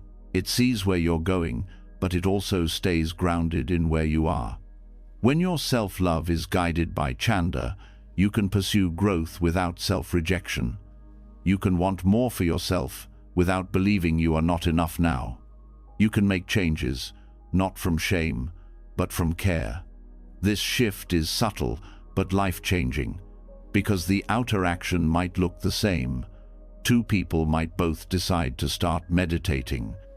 One is driven by tanha, a hope that it will make them more peaceful, more worthy, more acceptable. The other is moved by chanda, an inner pull toward clarity, curiosity, and kindness. The difference is not in the practice, it's in the energy behind it. Recognizing this energy in your own life takes patience. It means paying attention to the body, the breath, the feeling in the chest. Craving feels tight. It feels urgent. It feels like something must happen now. Chanda feels clear. It feels open. It feels like you're already okay, and also you're invited to grow. There is no shame in having craving. It is human. The goal is not to eliminate all desire. The goal is to understand it, to see it clearly, to ask, is this coming from fear or care? From absence or connection? From pressure or presence? When you begin to discern the difference, your choices become more rooted. You don't get swept away by every impulse. You don't fall for the illusion that worth is somewhere else. You start acting from the part of you that already trusts life, that already sees value in who you are, that doesn't need to be constantly fixed, but is always willing to listen. This understanding also helps you stop judging yourself for wanting things. There is nothing wrong with having goals, with seeking comfort, with wanting to feel good in your own skin. What matters is how you relate to those wants. Do they pull you out of yourself or bring you back home? Do they lead to exhaustion or to balance? You begin to sense when your self-care has become self-escape, when your goals have become distractions, when your striving is no longer about honoring your truth, but about proving your worth. And with that clarity, you can stop, breathe, listen, and return to Chanda. Returning doesn't mean giving up. It means realigning. It means moving forward without losing yourself in the process. It means letting desire be your ally, not your master. When you live from this place, even ambition changes. You still work toward things, but not from the same urgency. You pursue health, not to perfect your body, but to care for your vessel. You grow, not to become someone else, but to become more connected to yourself. You relate to others, not from a need to be chosen, but from a desire to share joy. This kind of self-love doesn't come with fireworks. It doesn't demand attention, but it's steady, it's rooted. It gives you a compass that can guide you through all the noise. And the more you stay close to it, the more resilient you become, because you are no longer at the mercy of every craving. You no longer believe that peace is somewhere far away. You stop measuring your worth against the scale of constant improvement. You let yourself rest. You let yourself be. You let yourself want what is wise, not what is frantic. Over time, Chanda helps you build a life that is both nourishing and real. A life where goals are shaped by care, where effort is balanced with rest, where the journey is not a sprint, but a steady walk inward. This is the path of wise desire, the path of wanting without grasping, of growing without running, of loving yourself from the inside, not because you must become better, but because you're already worth the effort. When you begin to recognize the difference between craving and wise desire, you stop chasing approval disguised as growth. You choose goals that come from care rather than pressure. The decisions you make begin to reflect a deeper understanding of your needs rather than old habits of self-abandonment. But even with this clarity, another layer still holds influence: the lens through which you view yourself. Because what you see determines how you respond. And without shifting that lens, even the wisest intentions can become distorted. This is where the power of samadhi, right view, becomes essential. It is not just a concept to study. It is the foundation of how you perceive the world, your experiences, and your identity. When the view is clouded, everything is misunderstood. When it is clear, even difficulty becomes manageable. Right view is not about holding the correct opinions. It's about seeing reality as it is. And one of the most damaging distortions it corrects is toxic self-perception, the deeply rooted belief that you are not good enough, that you are defective, unworthy, or beyond repair. These beliefs rarely come from a single moment. They are built through years of misunderstanding, cultural conditioning, unprocessed pain, and repeated narratives. They don't simply appear in the mind, they grow through misperception, through the view that your worth is dependent on performance, image, or perfection. Right view does not ask you to ignore the pain you've been through. It simply asks you to question the conclusions you've drawn from it. You may have been rejected, but that does not mean you are unlovable. You may have failed, but that does not mean you are incapable. You may have made mistakes, but that does not mean you are bad. When you see clearly, you separate the event from the identity. You stop letting temporary experiences define your permanent sense of self. You understand that pain is a part of life, but suffering grows when you internalize that pain as a personal flaw. Applying right view begins with observation. You notice how your mind labels you, not just in obvious moments, but in subtle thoughts throughout the day. When you spill something, the voice says, "I'm so stupid." When you forget something, it says, "I can't do anything right." These thoughts seem harmless at first, but repeated enough, they become the way you view yourself. Right view allows you to pause and ask, is this true? Is this permanent? Is this the whole story? This kind of reflection brings awareness to automatic thought patterns. You begin to see them not as facts, but as conditioned responses. You become more curious, less reactive. Instead of agreeing with the inner critic, you investigate. You ask what it's trying to protect. You uncover the old beliefs it's built on. You offer space rather than resistance. This shift is not about forcing positivity. It's about aligning your perception with reality. You stop believing you are the voice in your head and start recognizing you are the one who hears it. That separation creates freedom.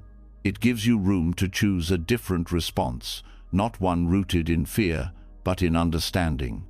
Right view also transforms how you relate to emotions. Without it, difficult feelings are seen as problems. With it, they are seen as signals. Sadness becomes a call for care. Anger becomes a sign of violated boundaries. Anxiety becomes a request for safety. Emotions are no longer seen as threats to be avoided, but as messengers to be heard. When your perception changes, so does your behavior. You stop avoiding what makes you uncomfortable. You stop punishing yourself for not feeling good all the time. You start meeting your experience with more honesty and less resistance. You also stop comparing your inner world to other people's outside. You no longer use someone else's success to measure your value. You understand that what you see in others is not the whole story, just as others can't see the whole of you. This awareness reduces envy and builds empathy. You become less interested in proving yourself and more interested in knowing yourself. Right view helps you understand cause and effect with more precision. You no longer blame yourself blindly for outcomes. You see that conditions give rise to results. If you struggled with something, it doesn't mean you're weak, it means there were causes. And those causes can be studied, understood, and changed. This understanding builds confidence. Because if your suffering is not fixed, if your identity is not set, then growth is not only possible, it's natural. You no longer need to strive to become someone better. You begin to allow yourself to unfold into someone more true. Right view teaches that everything you experience is part of a web of conditions. Your thoughts, behaviors, and even your identity are not isolated. They are shaped by environment, relationships, memories, and beliefs. And when those conditions shift, you shift. This doesn't make you unstable, it makes you adaptable. Toxic self-perception thrives in isolation. It grows when you believe you are the only one struggling. But right view reveals the truth of shared humanity. Everyone suffers. Everyone has wounds. Everyone carries burdens you can't see. This realization softens judgment both toward others and toward yourself. You begin to speak more gently to yourself. Not because you're trying to be nice, but because you understand that harshness is not wisdom. You stop calling yourself names when you're tired or overwhelmed. You stop using your pain as evidence that you're failing. You start choosing words that support healing rather than shame. Right view also teaches you to value intention. Instead of measuring your worth by results, you begin to ask, was I acting from sincerity? Did I try to bring presence even if I didn't get it right? This shift reduces anxiety. It removes the pressure to be perfect and replaces it with a commitment to stay honest. You become less interested in proving yourself and more interested in being yourself. You stop performing roles to earn love. You stop pretending to be unaffected when you're hurting. You stop hiding parts of yourself to stay acceptable. Right view gives you permission to be whole.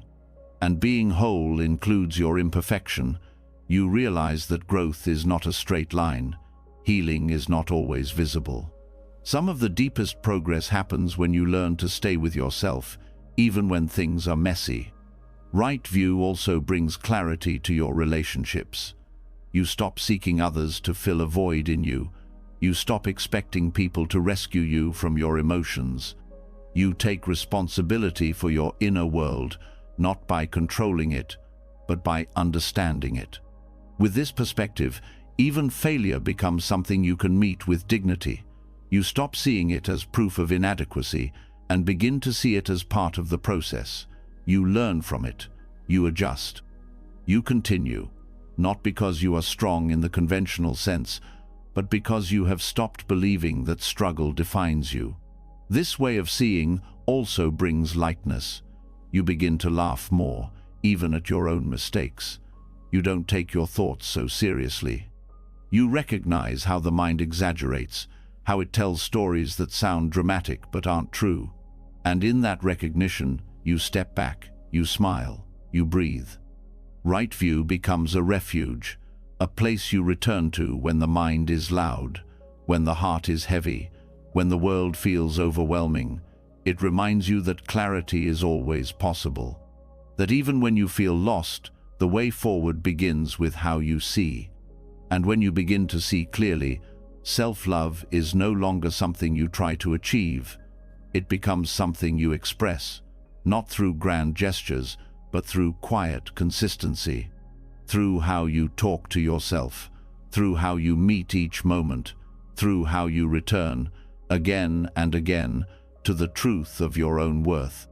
Right view does not ask you to deny your pain. It simply invites you to stop misinterpreting it, to see it not as proof of failure, but as part of the journey. To understand that healing is not about eliminating struggle, but about changing how you see it and how you respond. And in that response, you begin to reshape your life, not by changing everything outside, but by changing what you believe inside. You live with more ease, more presence, more compassion. And that compassion extends outward, because when you stop seeing yourself as broken, you stop needing to fix everyone else. You begin to live with less judgment and more understanding. You become more available to yourself, to others, to life. Not because things are perfect, but because you no longer expect them to be. Right view transforms everything, not by changing what happens, but by changing how you relate to it. And that shift from confusion to clarity, from fear to compassion, is the foundation of lasting self-love. When your view begins to shift, when you stop believing every critical thought and start meeting yourself with clarity, something deeper begins to surface. Beneath the thoughts, beneath the narratives, there is still the rawness of experience, the heaviness that sits quietly in the body, the ache that words can't always touch. No matter how much insight you develop, pain still arises. No matter how much you grow, life still delivers uncertainty, loss, and heartbreak. The difference now is how you relate to it.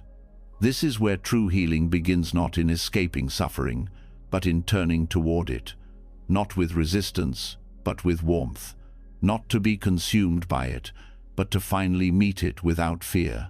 The Buddha spoke of dukkha, the first noble truth, often translated as suffering, but it carries more nuance: discomfort, instability, dissatisfaction. That feeling that things aren't quite how you want them to be. It exists in the mind, in the body, in your daily life. It comes in big waves and in subtle undercurrents. And while most of the world runs from it, Buddhist practice teaches a different path, one that doesn't seek to fix it, escape it, or numb it, but to accept it without resistance. This does not mean liking suffering. It doesn't mean agreeing with it or resigning to it. Acceptance in this context means stopping the inner war.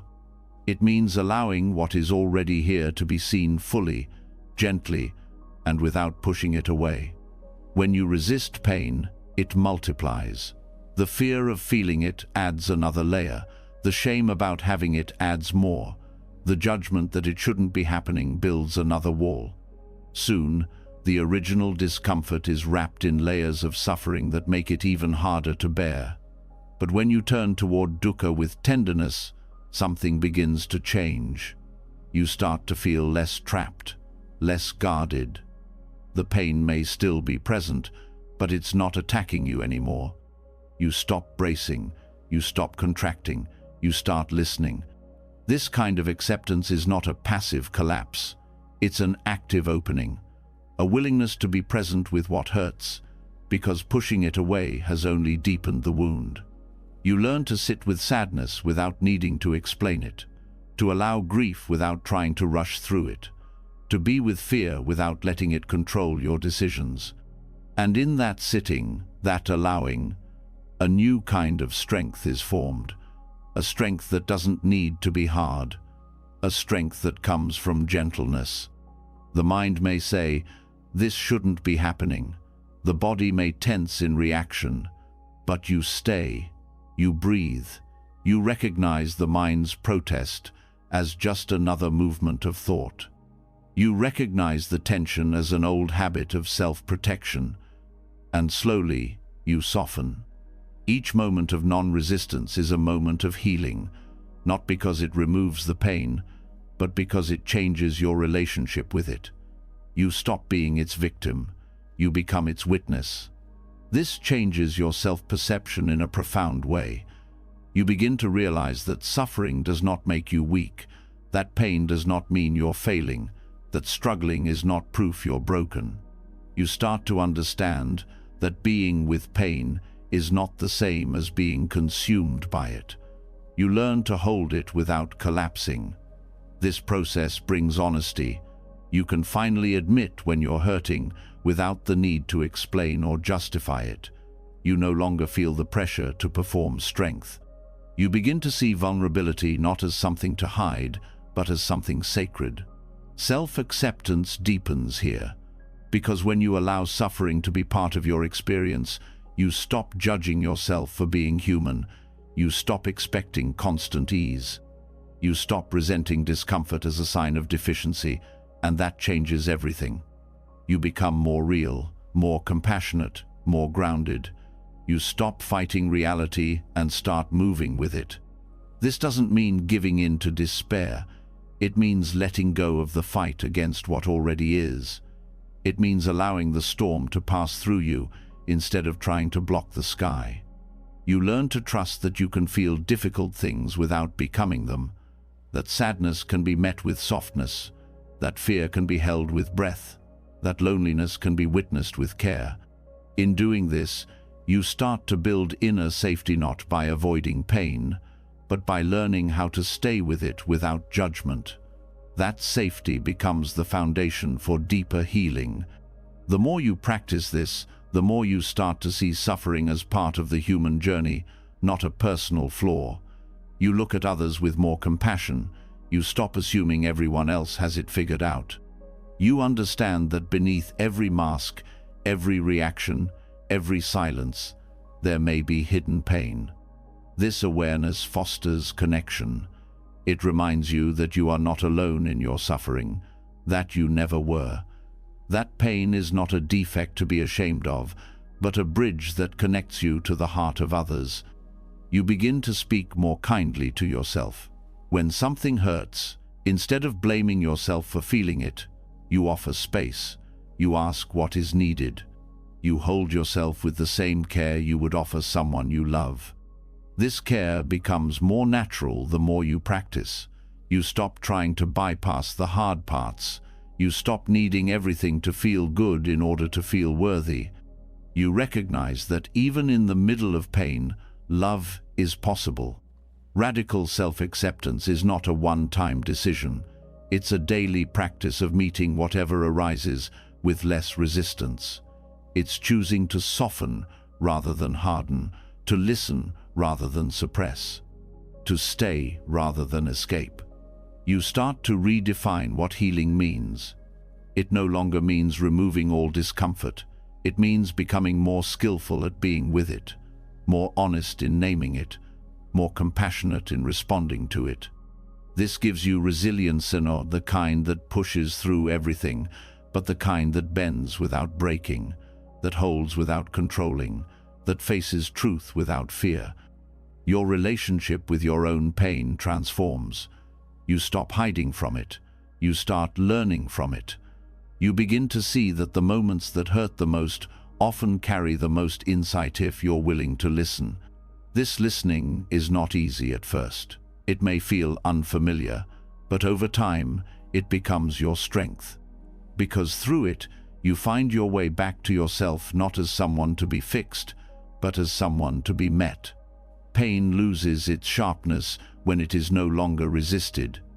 Suffering becomes bearable when it is no longer layered with judgment. And you begin to feel a sense of peace, not because everything is easy, but because you've stopped pretending it has to be. This is the heart of accepting dukkha. Not giving up, but giving in to the truth of your experience.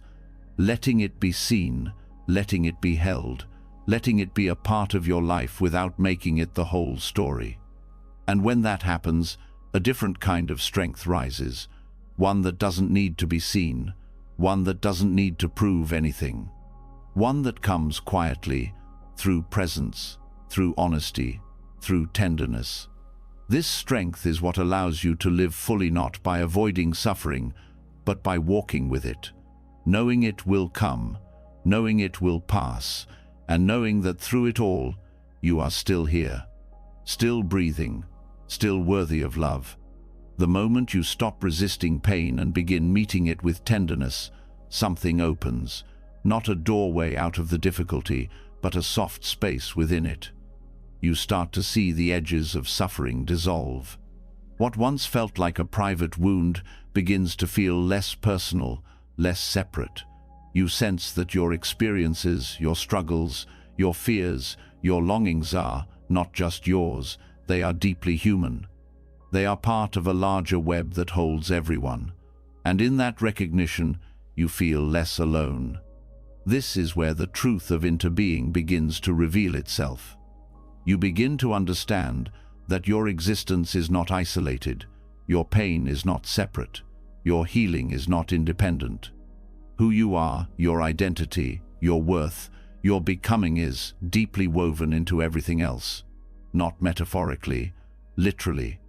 Interbeing means that nothing exists by itself.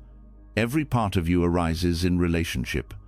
Your thoughts were shaped by language taught to you by others.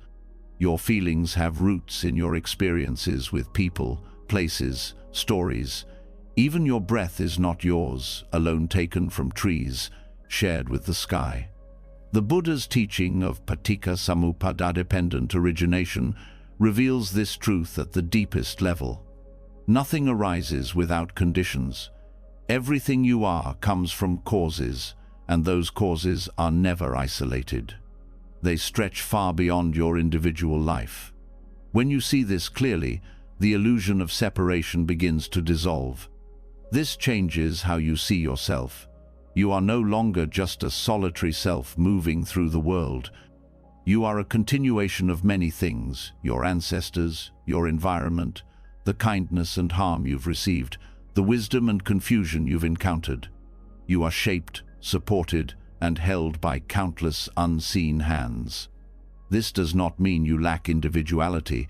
It means your individuality is not cut off. It is interwoven. You are not separate from life. You are an expression of it. Seeing through this lens softens the inner critic, because when you judge yourself, you often forget context. You forget how much of your behavior was formed by what you learned, by what you lacked, by what you feared. You start to blame yourself as if you were fully responsible for everything you feel and do. But interbeing reminds you, you were shaped, and shaping can change. This understanding brings compassion, not as a feeling you try to generate, but as a natural response to truth. You stop needing to carry the weight of isolation. You stop believing that every struggle is a personal failure. You start recognizing that being affected is not weakness, it's reality. When you hurt, the cause often isn't just within you. It includes conditions you didn't choose. The words you heard growing up, the systems around you, the emotional patterns passed down from generations. When you begin to see all these connections, blame transforms into understanding. Shame softens into awareness. You also begin to recognize that your healing supports more than just you. Every time you respond with patience instead of reactivity, you shift the energy you bring into the lives around you. Every time you forgive yourself, you make it easier for others to do the same. Every time you speak truth with kindness, you help create a culture of safety. Your healing becomes part of the healing of others, not because you try to fix anyone else, but because your presence changes. It becomes more open, more accepting, more whole. And in that wholeness, others feel more free to be themselves too. You start to notice this in simple ways. A gentle word to yourself makes you more patient with others. A moment of silence allows space for connection. A breath taken in awareness becomes a bridge not only to yourself, but to the world around you.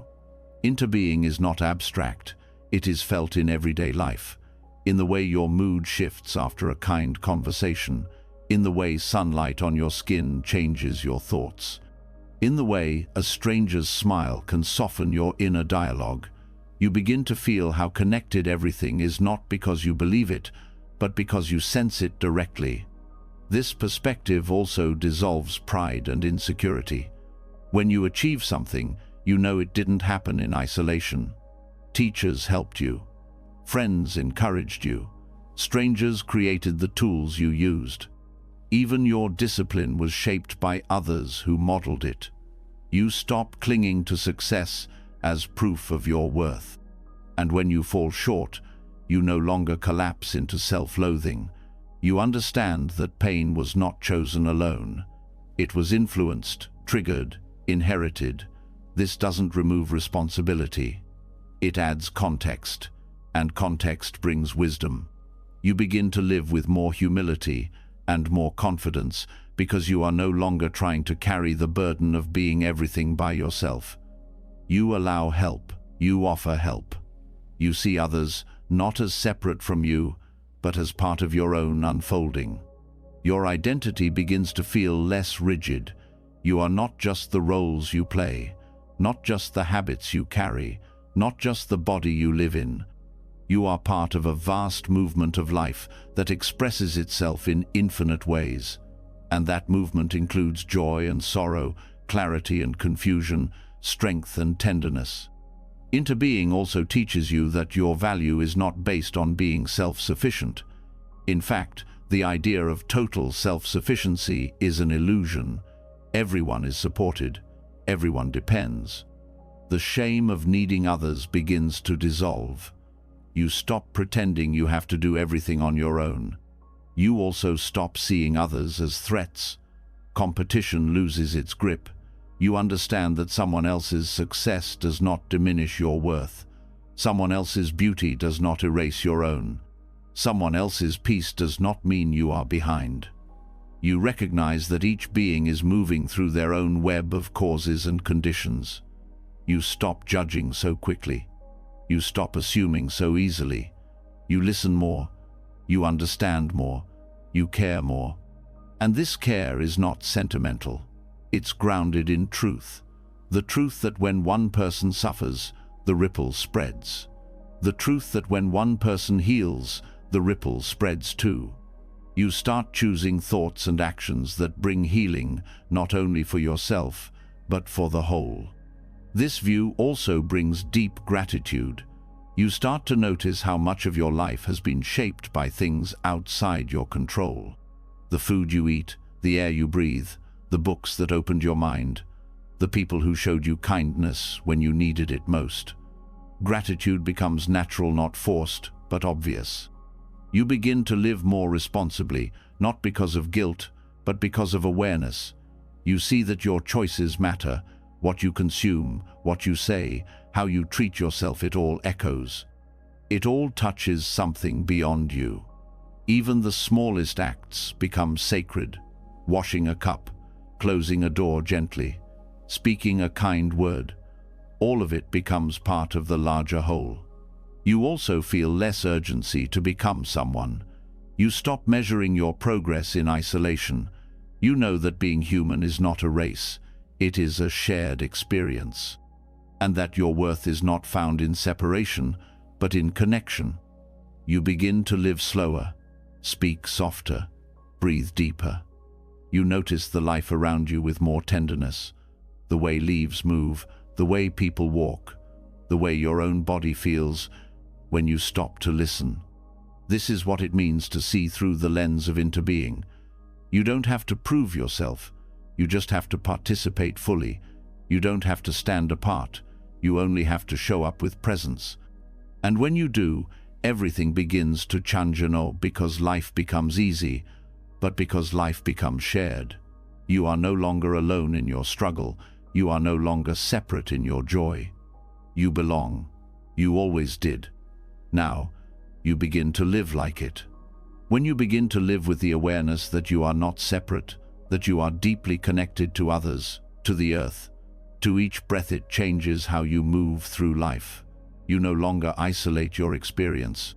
You no longer believe the story that you must carry everything on your own. This dissolving of separation reveals something powerful. The way you speak to yourself shapes how you exist in the world. It becomes clear that the voice inside, the one that narrates every moment, needs just as much mindfulness as your actions, because that voice is with you always. And it's either tearing you down or helping you stand. The Buddha spoke of samavaka, right speech, as part of the Eightfold Path. Most people hear this and think about how they talk to others.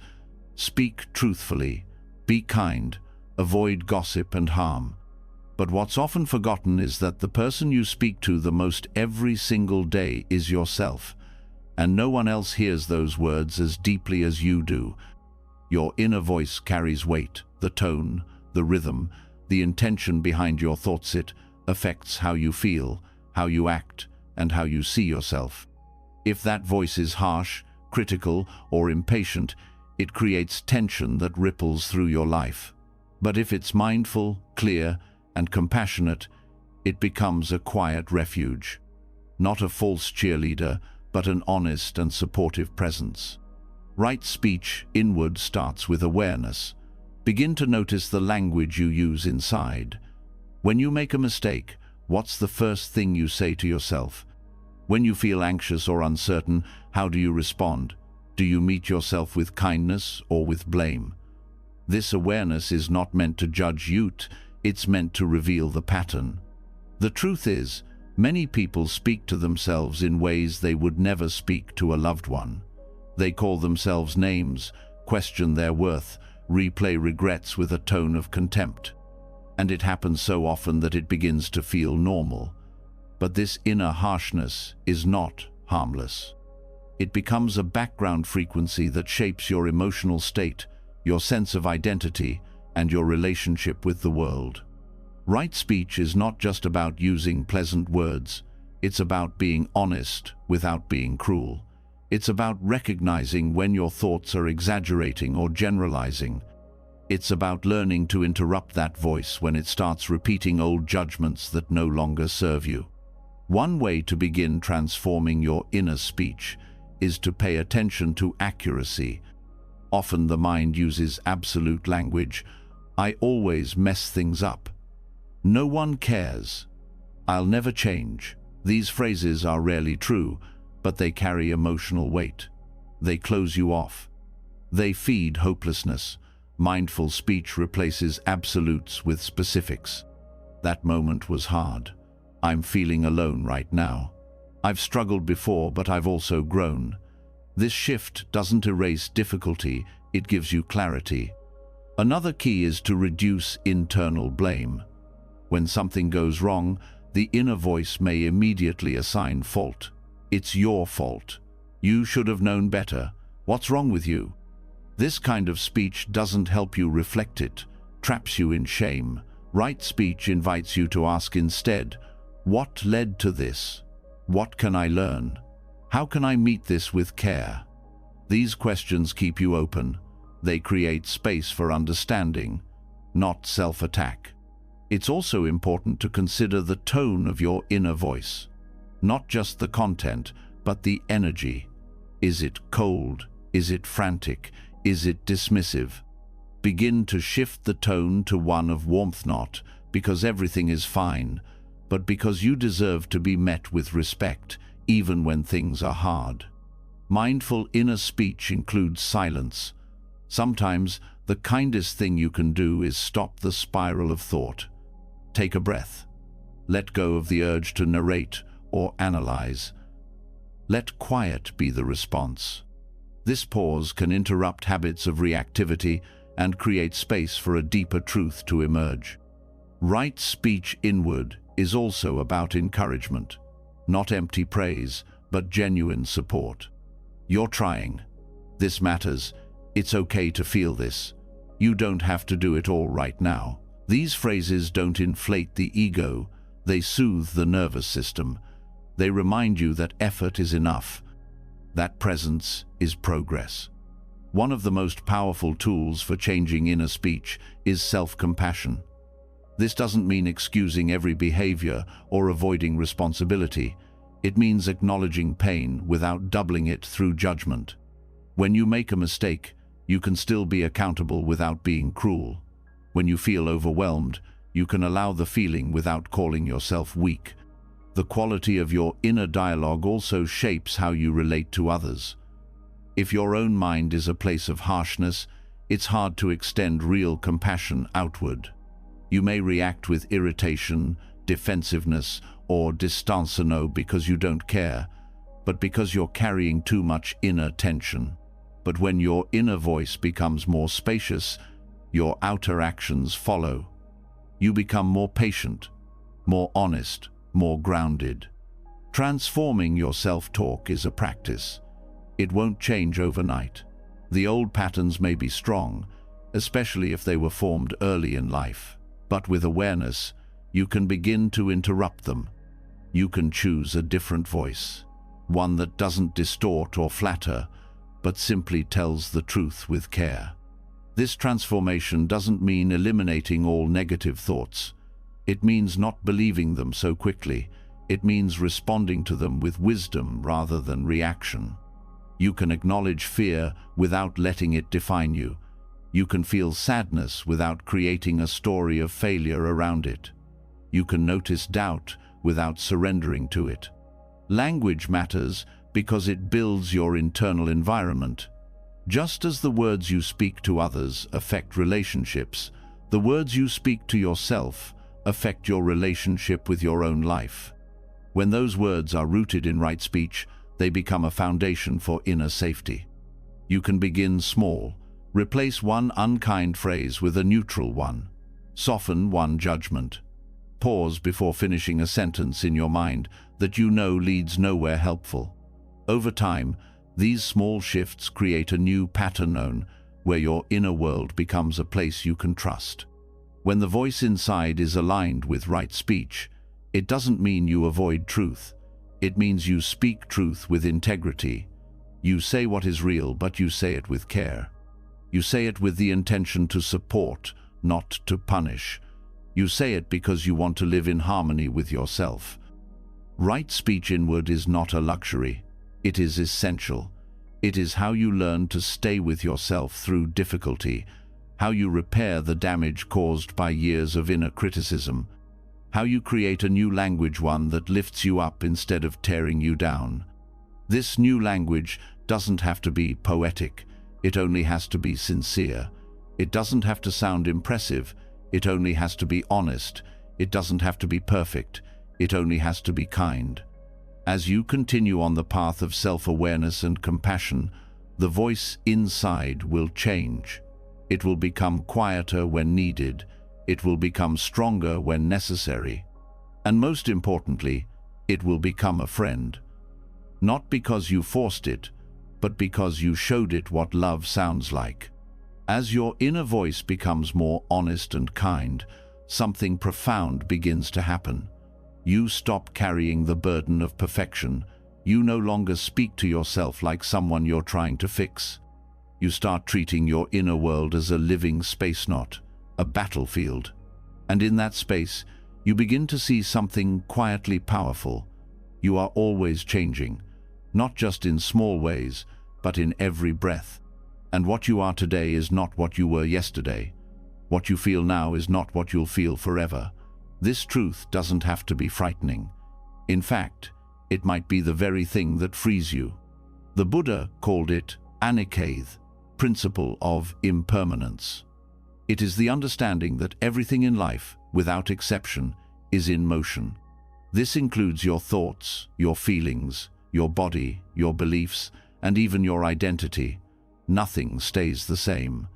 And this is not a flaw in existence. It is the essence of it. When you begin to relate to yourself through this lens, you realize that much of your suffering has come from treating what is temporary as permanent.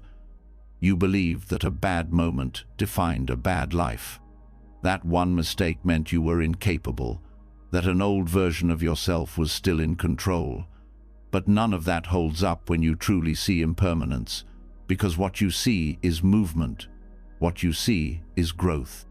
This realization brings relief. You don't have to carry the weight of who you used to be. You don't have to be ashamed of choices you made when you didn't know better. You don't have to keep proving you've changed.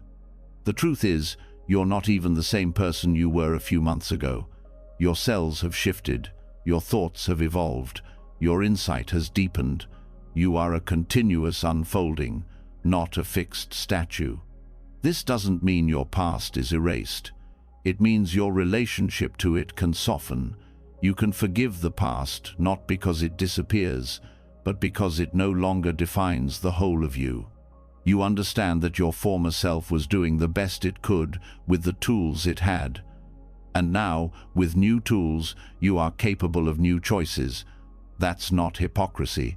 That's growth. Impermanence teaches you to stop clinging to identities, to habits, to labels, even the ones that once gave you comfort, especially those. Because the longer you hold on to something that no longer reflects your truth, the more you suffer. Letting go doesn't mean rejecting your past. It means recognizing that the past is not where you live anymore. You also begin to appreciate your present self in a new way. You understand that who you are now is a unique passing configuration. The way your mind works, the way your heart opens, the way you understand the world. This version of you is only here for a little while, not in a dramatic sense, but in a real one. The things you struggle with today may no longer affect you in a year.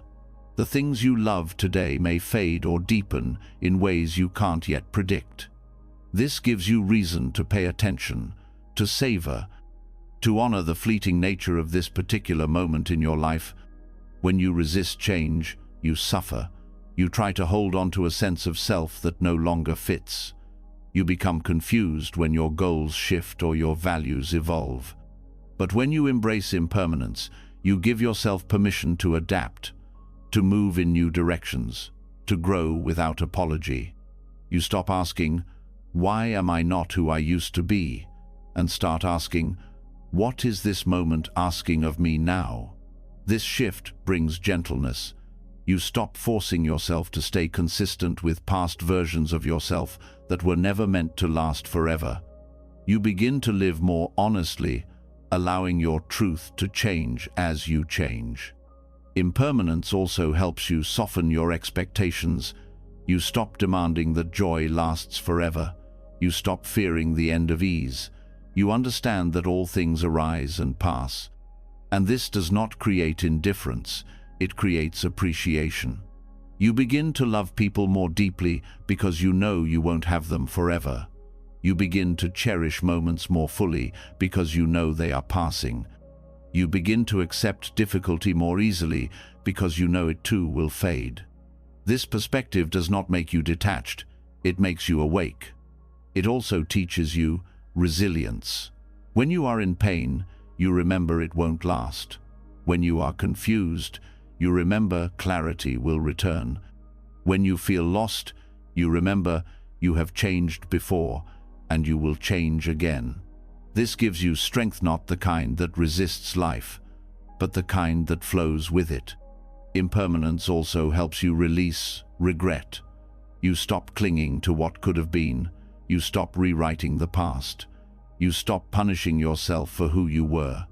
You understand that everything moves forward, and you can too. You forgive yourself because you no longer expect yourself to have known what only time could teach. You start making peace with your evolution. You let the parts of yourself that are ready to fade, fade. You let the new parts emerge without needing to explain them. You stop asking for permission to grow.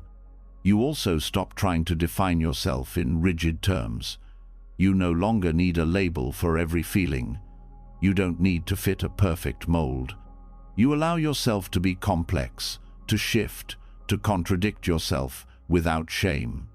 This doesn't mean you lack integrity. It means you have allowed yourself to be alive. You begin to understand that everything in life, including love, creativity, identity, and even your pain, is a process. It has its own rhythm. It moves through you. When you stop gripping, you stop interrupting that process. You allow change to happen with less resistance. Even healing is seen differently through impermanence. It's no longer a destination. It's a practice of meeting yourself as you are, knowing that who you are will keep changing. You stop waiting for the final version of you. You stop believing in an end point where everything is solved. Instead, you keep showing up with curiosity, with kindness, with the willingness to keep evolving. And as you live this way, you begin to feel lighter. You carry less shame. You judge yourself less harshly. You don't need to make every moment perfect because you understand that nothing stays. This doesn't lead to carelessness. It leads to sincerity. You stop wasting time trying to be someone you're not. You begin to live with honesty because you know it's the only way to be free. Impermanence, when truly understood, becomes a kind of love. A love that honors the present, forgives the past, and makes space for what's next. You no longer need to cling to the person you once were. You no longer need to hold your identity together with tension. You no longer believe that you must stay the same to be worthy. You are changing. You always have been. And that's not the problem. That's the beauty. Loving yourself means loving this movement, this rhythm, this breath-by-breath unfolding of who you are, not with fear, but with respect, not with control, but with trust. You are not meant to stay the same. You are meant to grow, to shift, to learn, to rise. And every version of you, past and present, deserves to be held with that same tenderness, because they were all doing their part in getting you here. You are not broken. You are becoming. You are not behind. You are unfolding. And every breath you take is a chance to love yourself exactly as you are, knowing that even this will change, and that is what makes it sacred. When you begin to embrace change as the nature of life, when you stop fearing the flow of who you are becoming, something else softens inside you. The grip of judgment loosens. The old need to punish yourself for past mistakes begins to fade. But even as you grow more forgiving, there may still be one place that resists healing, the space where self-hatred hides. It doesn't always speak loudly. Sometimes it appears in the silence after you've tried your best. Sometimes it waits at the edge of your victories, whispering that you're still not enough. And this is where another form of practice becomes essential, a practice that doesn't just help you survive that pain, but gently teaches you how to love through it. This is the heart of Tonglen, a Tibetan meditation practice that works directly with suffering, not by avoiding it, but by breathing it in. While many traditions encourage pushing pain away, Tonglen invites you to meet it fully, to receive it, to hold it, and then to send back love. At first, this idea may sound strange. We are often taught to avoid what hurts, to protect ourselves from discomfort, but Tonglen moves in the opposite direction. It teaches you that the doorway to healing is not resistance, but intimacy, and that even the darkest emotions carry the seed of compassion when they are touched with presence. The practice begins simply. You sit with your breath and allow your attention to settle. You gently bring to mind a part of yourself that feels heavy, closed, or full of pain. This could be a moment of shame, a memory of failure, or a place inside that still holds anger, fear, or grief. You don't try to change it. You don't push it away. You let it be exactly as it is. Then, as you breathe in, you imagine taking in that suffering, not to absorb it in a harmful way, but to stop running from it. You breathe it in with the wish to bring understanding. With each in-breath, you acknowledge the pain. With each out-breath, you send relief. You exhale softness. You exhale care. You exhale whatever your heart longs to feel: forgiveness, lightness, hope. This exchange reverses the usual pattern. Instead of turning away from pain, you meet it. Instead of closing your heart, you open it. And the more you practice, the more natural it becomes. You realize that you are capable of holding much more than you thought, not through force, but through compassion. This practice is not about fixing your suffering. It's about transforming your relationship with it. When you breathe in the heaviness of your own heart and breathe out warmth, something begins to shift. That shift is subtle but profound. You stop treating your pain as something wrong. You begin to understand it as something sacred, something that deserves love, not rejection. Once you've practiced with your own pain, you can begin to extend the circle outward. You think of someone else who is struggling, not someone far removed, but someone real, someone whose pain touches you. You breathe in their suffering. You don't try to rescue them. You don't imagine yourself superior. You simply feel with them. You let your own heart become a place that knows how to hold suffering. Then you breathe out. You send them ease. You send them comfort. You offer them the same compassion you've learned to give yourself. Over time, this practice reshapes how you see the world. You become less afraid of what's difficult within you and around you. You stop turning away from people who are hurting. You stop judging others for showing their wounds. Because you now understand that their pain is not separate from yours. You see the shared thread of being human, and through that seeing, isolation dissolves. Tonglen breaks the cycle of emotional avoidance. It teaches you that you don't need to feel perfect in order to offer love. You don't need to fix your feelings before you can hold them. You don't need to be free of pain before you become a source of comfort. This helps you confront self-hatred in a new way. Instead of believing the stories it tells you, you begin to witness the pain beneath it. You see that self-hatred is often a reaction to wounds that have not been held with care. It grows where there has been misunderstanding, where softness was missing, where needs were ignored. When you meet this hatred with breath and compassion, it starts to lose its edge, not because it vanishes, but because it is no longer reinforced. Each time you breathe in that old pain and breathe out kindness, you create a new imprint in your heart, an imprint of inclusion, an imprint of care. This does not mean condoning harmful behavior. It means understanding it. When you apply Tonglen inwardly, you don't justify your past mistakes, but you stop letting them define your worth. You see that even harmful actions were rooted in confusion, fear, or pain. You meet that truth with responsibility, but also with empathy. Tonglen also trains you to stop making discomfort personal. The tightness you feel, the grief, the anxiety, it is yours, but it is also shared. Millions of others feel it too. When you breathe it in, you breathe in for them as well. When you breathe out, you send relief not only to yourself, but to every being who feels just like you. This widens your perspective. It connects you to something larger. It reminds you that healing is not just about self-improvement, it's about dissolving the barriers between your suffering and the suffering of others. This connection is not abstract. You begin to feel it in daily life. You feel more patient with people who are overwhelmed. You feel less need to defend yourself when others are reactive. You feel less shame about your own emotions, because you know the deeper truth.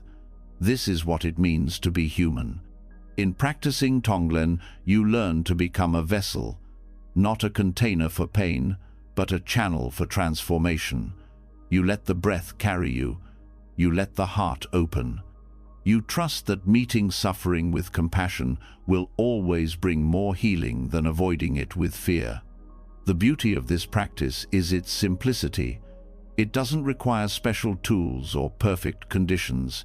It asks only that you be present, that you breathe, that you be willing to meet what is difficult with care. You can use this practice at any moment. When anxiety rises, breathe it in gently and breathe out peace. When old shame returns, breathe it in without resistance and breathe out forgiveness. When someone hurts you, breathe in their pain too, not to take it on, but to soften your own heart. To break the cycle of pain with compassion. This is not a technique for perfect people. It is for those willing to stay open in the middle of what hurts. It is for those tired of running from themselves. It is for those ready to see that even the darkest feeling can be met with love. Through Tonglen, self-hatred becomes the very path to compassion, because when you stop pushing pain away, you discover your ability to care. Not as an idea, but as a lived truth. A truth that breathes. A truth that heals. A truth that does not need to be earned. The transformation is not dramatic. It is steady, quiet, real. And in that quiet, a different kind of strength is born. One that doesn't come from fighting pain, but from embracing it with a heart that no longer turns away. As you practice meeting pain with breath and compassion, the way you relate to yourself begins to shift in more subtle places. You no longer run from discomfort. You don't believe harsh stories so quickly. You begin to see suffering not as something to reject, but as something to hold. But even with all this care, there may be one relationship that still feels fractured, the one with your own body. Long after the mind starts to soften, the body can remain a source of shame, frustration, or silence. And that silence is often where the deepest disconnection hides. This disconnection does not begin with you. It is built by messages passed down over years. Messages that your body must meet certain standards to be lovable, that it must look a certain way to deserve rest, that it must function without flaw to be respected. These ideas do not come from truth. They come from conditioning, comparison, and culture. And they lead to forgetting the most important thing. Your body is not a problem. It is a sacred ground for awakening. In Buddhist practice, the body is not seen as separate from the path. It is the place where you experience awareness. It is where you feel presence. It is where you meet the breath, where you sit in stillness, where you walk with mindfulness. Every step, every breath, every sensation is part of the practice, see not in spite of the body, but through it. This understanding changes everything. When you begin to see your body not as an obstacle but as a gateway, you stop trying to overcome it. You stop treating it as a project to fix. You start listening to it as a teacher. Its aches, its needs, its rhythms. They are not distractions. They are invitations to return to presence. Body positivity, from the perspective of the Dharma, is not about forcing yourself to feel beautiful all the time. It is not about reaching a place of constant body confidence. It is about seeing clearly. It is about ending the war. It is about treating your body with the same kindness and truthfulness that you practice with your thoughts. Right view applies here too. The belief that you are your appearance is a misunderstanding. The belief that your worth depends on shape, size, or ability is not aligned with truth.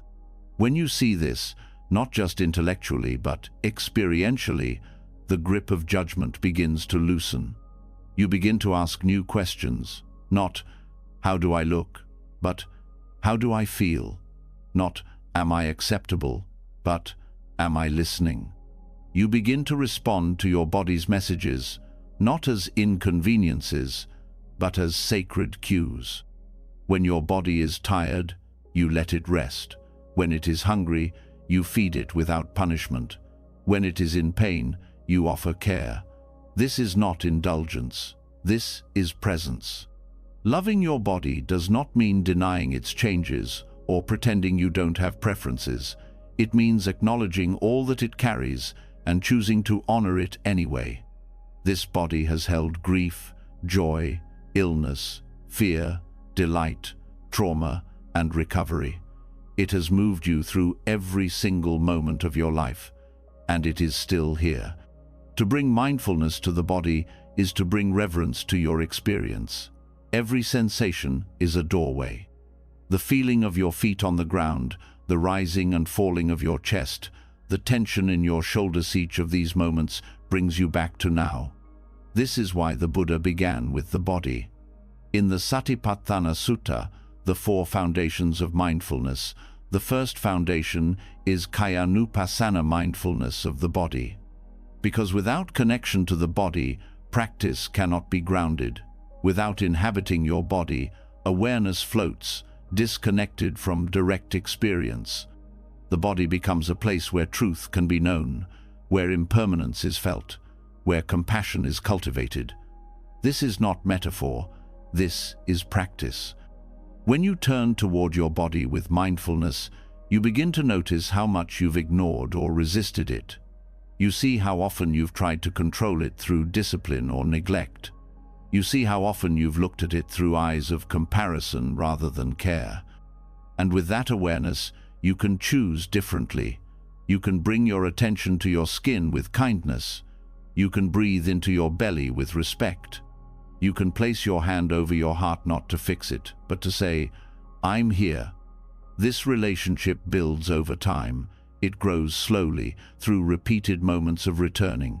You stop treating your body like a machine. You stop demanding silence from your symptoms. You begin to see that your body has been speaking all along. You just needed to listen without judgment. This listening includes honoring the ways your body is different from others. There is no single form that defines worth, no ideal that determines value. Your body, just as it is right now, contains the full capacity for awakening. You can sit in meditation with pain and meet it with breath. You can walk slowly, feeling each step connect you to the ground. You can eat mindfully, sensing how nourishment supports presence. You can lie down in rest and feel the body soften into trust. All of this is practice. All of this is sacred. There is also room for grief. Grief for the years you spent fighting your body. Grief for the shame that was placed on you by others. Grief for the parts of yourself you learned to hide. This grief is not weakness, it is part of healing. You don't have to rush to acceptance. You only need to begin. To stop speaking about your body as an enemy. To stop waiting until it changes, to offer it love. To begin seeing it not through the eyes of control, but through the lens of presence. The body is the first home you ever had. It is also the one you will carry with you until the end of this life. It makes sense to treat it with care, to return to it with reverence. To remember that this body is not just yours, it is made of earth, water, heat, and breath. It is nature wearing your name. This perspective dissolves the shame placed on bodies that don't meet social standards. You begin to see how absurd it is to measure worth by appearance when the body is so clearly a sacred container for life itself. You also begin to honor what your body can do, not in terms of achievement, but in terms of support. It allows you to touch, to speak, to connect, to move, to rest, to feel. Even when it is in pain, it is still functioning as your bridge to the world. You can begin to thank it for that, not out of guilt, but out of love. Loving your body through Dharma is not a destination. It is a practice of remembering again and again. Every time you get caught in comparison, you return to breath. Every time you feel shame, you return to presence. Every time you forget that your body is sacred, you come back to the simple truth that this body is not a mistake. It is the ground for awakening.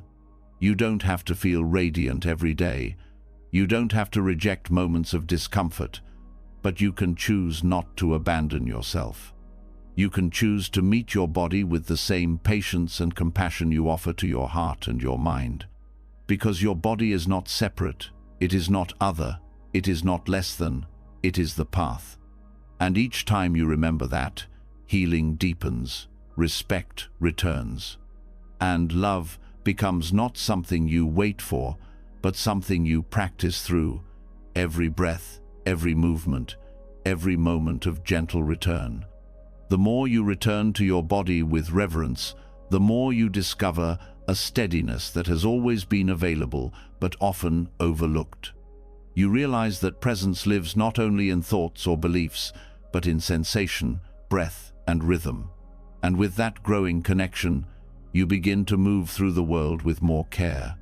But even with this groundedness, life still brings waves. Emotions rise, chaos visits, stress builds. Some days, everything feels too much. And this is where a deeper kind of strength is needed, one that doesn't fight the storm, but stands calmly within it. This is the quiet power of upekkha, often translated as equanimity.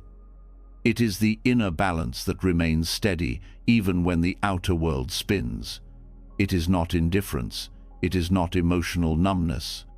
It is a presence that stays centered even in the face of intensity.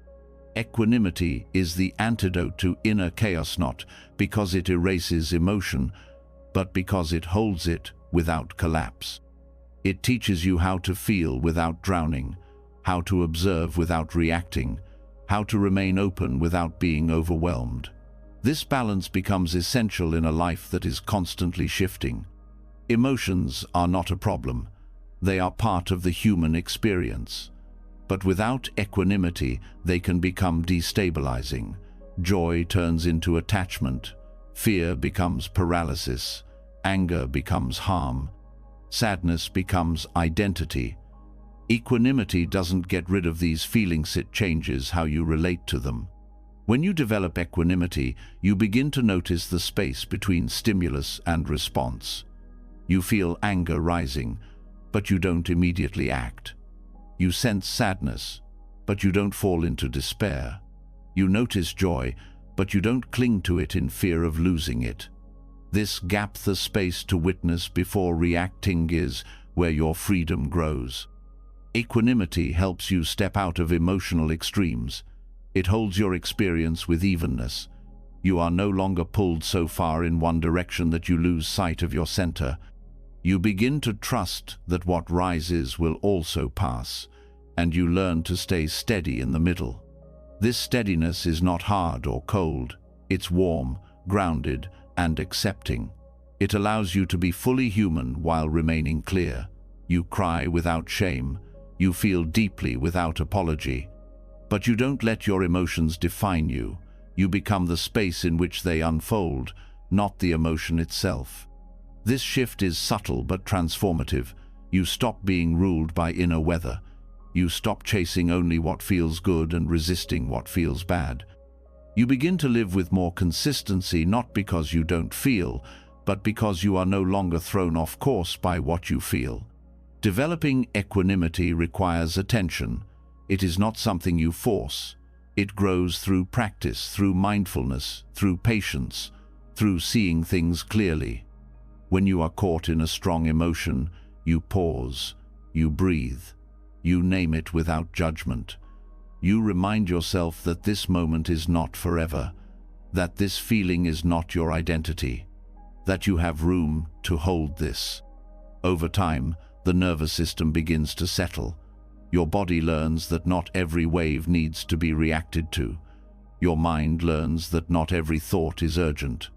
Your heart learns that calm is not the absence of feeling, but the ability to stay open to all of it. Equanimity also transforms self-love, because on days when everything feels messy, when you're anxious, angry, exhausted, or afraid, it becomes the part of you that says, Even this belongs. You stop needing to feel peaceful in order to be kind to yourself. You stop waiting for calm to offer care. You begin to love yourself in the middle of the storm. This kind of love is rare. It doesn't depend on conditions. It doesn't wait for perfection. It shows up again and again, because that's what real love does. Equanimity also allows you to be more present with others. You stop absorbing their chaos. You stop needing to fix or control. You become a steady presence, one that listens without getting pulled into every emotional tide. This makes your relationships clearer, more compassionate, less reactive. You also begin to let go of needing everything to go your way. Equanimity helps you accept what you cannot change, not because you've given up, but because you've stopped fighting life. You see that peace doesn't come from controlling outcomes, comes from meeting each outcome with clarity and balance. This doesn't make you passive, it makes you wise. You still act, you still care. But you don't collapse when things don't go as planned. You trust that you can meet life as it is, not just when it's easy, but especially when it's not. This capacity grows with experience. Each time you stay with a difficult emotion without reacting, you build strength. Each time you sit in discomfort without distraction, you expand your capacity. Each time you choose stillness over urgency, your balance deepens. You begin to appreciate silence. Stillness becomes a source of nourishment, not a void to escape. You find peace in the simple act of breathing, of sitting, of being. Equanimity teaches you that you don't have to chase anything to be okay. That stability can be found in this moment, as it is. When life becomes chaotic, when everything feels out of control, equanimity becomes your anchor. Not because it makes the chaos disappear, but because it gives you a place to stand. You learn to be the eye of the storm. Steady, present, awake. This steadiness does not mean you stop feeling. It means you stop identifying so deeply with every feeling. You become spacious, you become clear, you become trustworthy to yourself and to others. Equanimity is not cold detachment, it is deep inclusion. It says, I can hold all of this without losing myself. And in that holding, something beautiful happens. Your suffering becomes less sharp. Your joy becomes less fragile. Your love becomes more unconditional. You begin to see that peace is not found by avoiding life's intensity. It is found by learning how to stay steady within it. This is what it means to love yourself when you're overwhelmed, not by fixing your emotions, but by holding them with balance, not by controlling every response, but by pausing long enough to choose a wiser one. With equanimity, your heart becomes a place that can hold anything, and in that space, your life begins to unfold with more grace, more clarity, and more depth than ever before. As equanimity deepens, a new kind of maturity takes root. You no longer react to every rise and fall within you. You respond with steadiness, not from control but from care. You understand that your experiences are not permanent and your emotions are not your identity. You begin to walk through life with more grace, not because things have become easier, but because you have become more grounded. And from this groundedness comes the courage to face what many spend their lives avoiding. There are truths in this human life that are not soft. They are not meant to be feared, but they are often left unspoken. These are the truths of change, loss, aging, and mortality. The Buddha named them clearly in what are called the 5 remembrances. They are not meant to scare you or bring despair. They are offered as tools to wake you up, to remind you that your life is sacred not because it lasts forever, but because it doesn't. The 5 remembrances are: I am of the nature to grow old. I am of the nature to become ill. I am of the nature to die. All that is dear to me and everyone I love are of the nature to change. My actions are my only true belongings. At first glance, these may feel heavy. They point to things we often try to avoid, but when you allow them into your awareness, they become anchors. Not anchors that weigh you down, but ones that hold you steady in the reality of life. To remember that you are of the nature to age is to release the impossible pressure to always be youthful. It helps you see that change in your body is not a failure. It is part of your belonging to this human experience.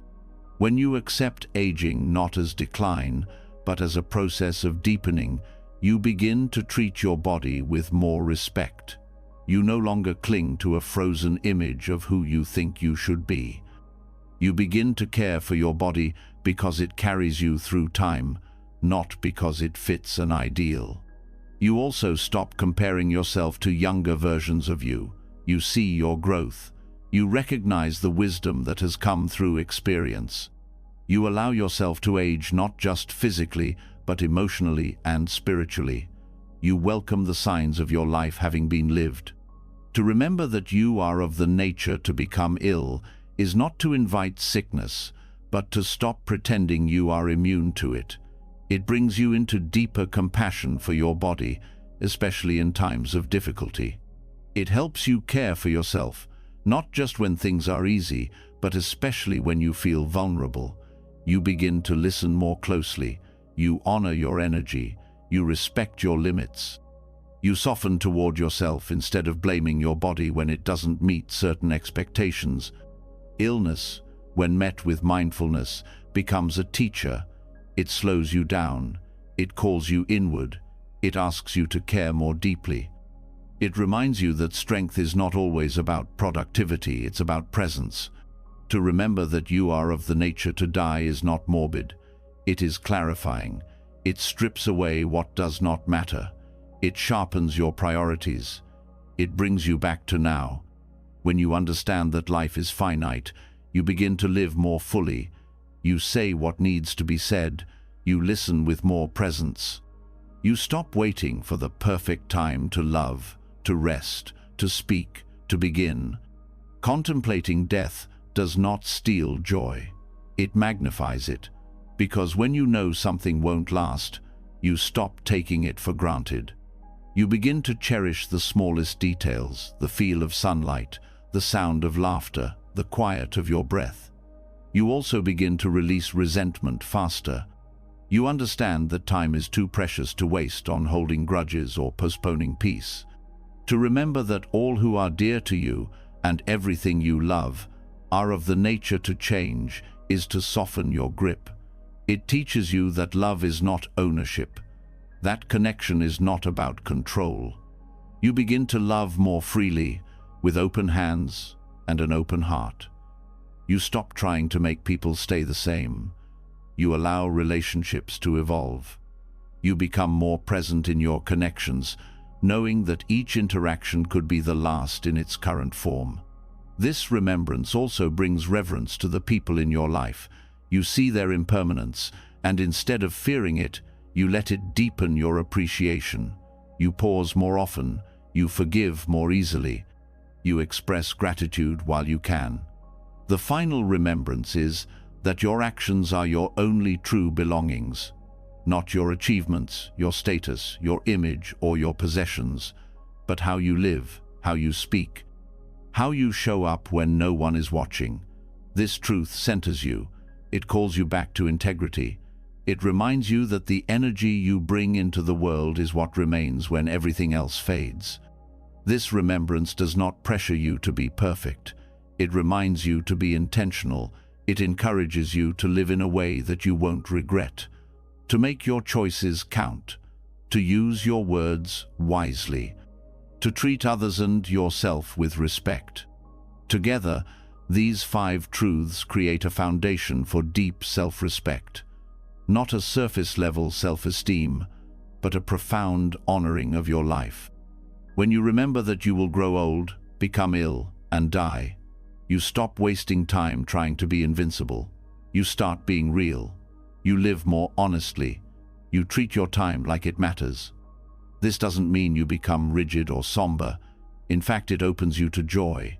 Joy that is rooted not in denial but in clarity. You begin to celebrate simply being alive. You stop needing everything to be extraordinary. You begin to find meaning in presence itself. You also become more courageous. When you are no longer afraid of truth, you start living more fully in it. You take risks that align with your heart. You speak from depth rather than from fear. You make peace with endings because you understand they are part of every beginning. Self-respect grows here, in this willingness to face what is real, to honor life not because it is perfect, but because it is fleeting. You begin to hold yourself with dignity, not because you have avoided pain, but because you have not run from it. This kind of awareness shapes your decisions. You begin to ask, is this how I want to spend my time? Is this aligned with what matters? Am I living in a way that reflects my values? These questions are not burdens, they are gifts. They give you a compass. They bring you back to what is essential. The 5 remembrances are not meant to create anxiety. They are meant to dissolve illusion. They help you wake up. They help you stay grounded in what is real. And in that groundedness, you find a quiet strength, a deep peace, a steady sense of worth that does not depend on external success. You are not here forever. But while you are here, you can live with depth. You can choose love over fear, presence over distraction, integrity over performance. You can choose to honor your life by living it fully, and that choice begins with remembering, not once, but again and again, in small moments, in deep breaths, in pauses between rushing. These remembrances become part of your inner landscape. They help you face difficulty with openness. They help you meet endings with gratitude. They help you walk through life with your eyes wide open and your heart more alive than ever. As the 5 remembrances settle into your awareness, a deeper reverence for life begins to grow. You realize your time here is brief, your body ever-changing, your connections fragile yet meaningful. You begin to move through the world with more purpose, more softness, more truth. But even with this clarity, a new question often arises. How do I care for myself in a world that pulls me in opposite directions? When does self-love become overindulgence? When does discipline become self-denial? How do I walk a path that honors my needs without losing balance? This is where the wisdom of the middle way becomes essential. The Buddha taught the middle way as the path between extremes, between harsh austerity and excessive pleasure. But this teaching is not limited to spiritual discipline. It applies to how you care for yourself each day. It is the art of giving yourself enough without falling into excess. It is the practice of treating yourself with kindness without slipping into avoidance. And it is how true self-love becomes sustainable. Loving yourself wisely means being honest about what you need, not just what you want in the moment. Sometimes, what feels good now may lead to harm later. Other times, what feels uncomfortable now may bring healing. The middle way asks you to hold both perspectives. It asks you to look deeper than impulse, to find the care that brings long-term nourishment rather than short-term escape. This begins with attention. You start to notice your patterns. When are you reaching for distraction instead of rest? When are you pushing yourself too hard under the name of productivity? When are you avoiding difficult emotions by numbing instead of feeling? These are not questions meant to shame. They are invitations to become more intimate with your own experience. You start asking yourself not just, what do I feel like doing, but what will truly support me right now? Sometimes the answer is movement. Other times it's stillness. Sometimes it's saying no to another demand. Other times it's showing up even when it's hard. The middle way teaches you to listen, to discern, to respond with wisdom instead of reaction. Self-love without balance can lead to neglect. You may stop challenging yourself. You may justify harmful habits. You may confuse avoidance with peace. But on the other side, self-love without softness can turn into punishment. You may set impossible standards. You may speak to yourself with criticism instead of care. You may push past your limits, believing rest is weakness. The middle way is not about being neutral or indifferent. It is about staying connected to reality. It is about knowing when to pause and when to act, when to comfort and when to challenge, when to let go and when to hold steady. It requires humility because it asks you to drop rigid identities like always being the achiever or always being the healer and instead be honest about what is needed in each moment. One of the ways to practice this is by observing your inner dialogue. Is your self-care coming from a place of kindness or from fear? Are you treating yourself like a project to fix or a person to care for? Are you using routines as a way to support yourself or as a way to control everything? These questions help you see if your actions are aligned with wisdom or reaction. Balanced self-love also requires boundaries.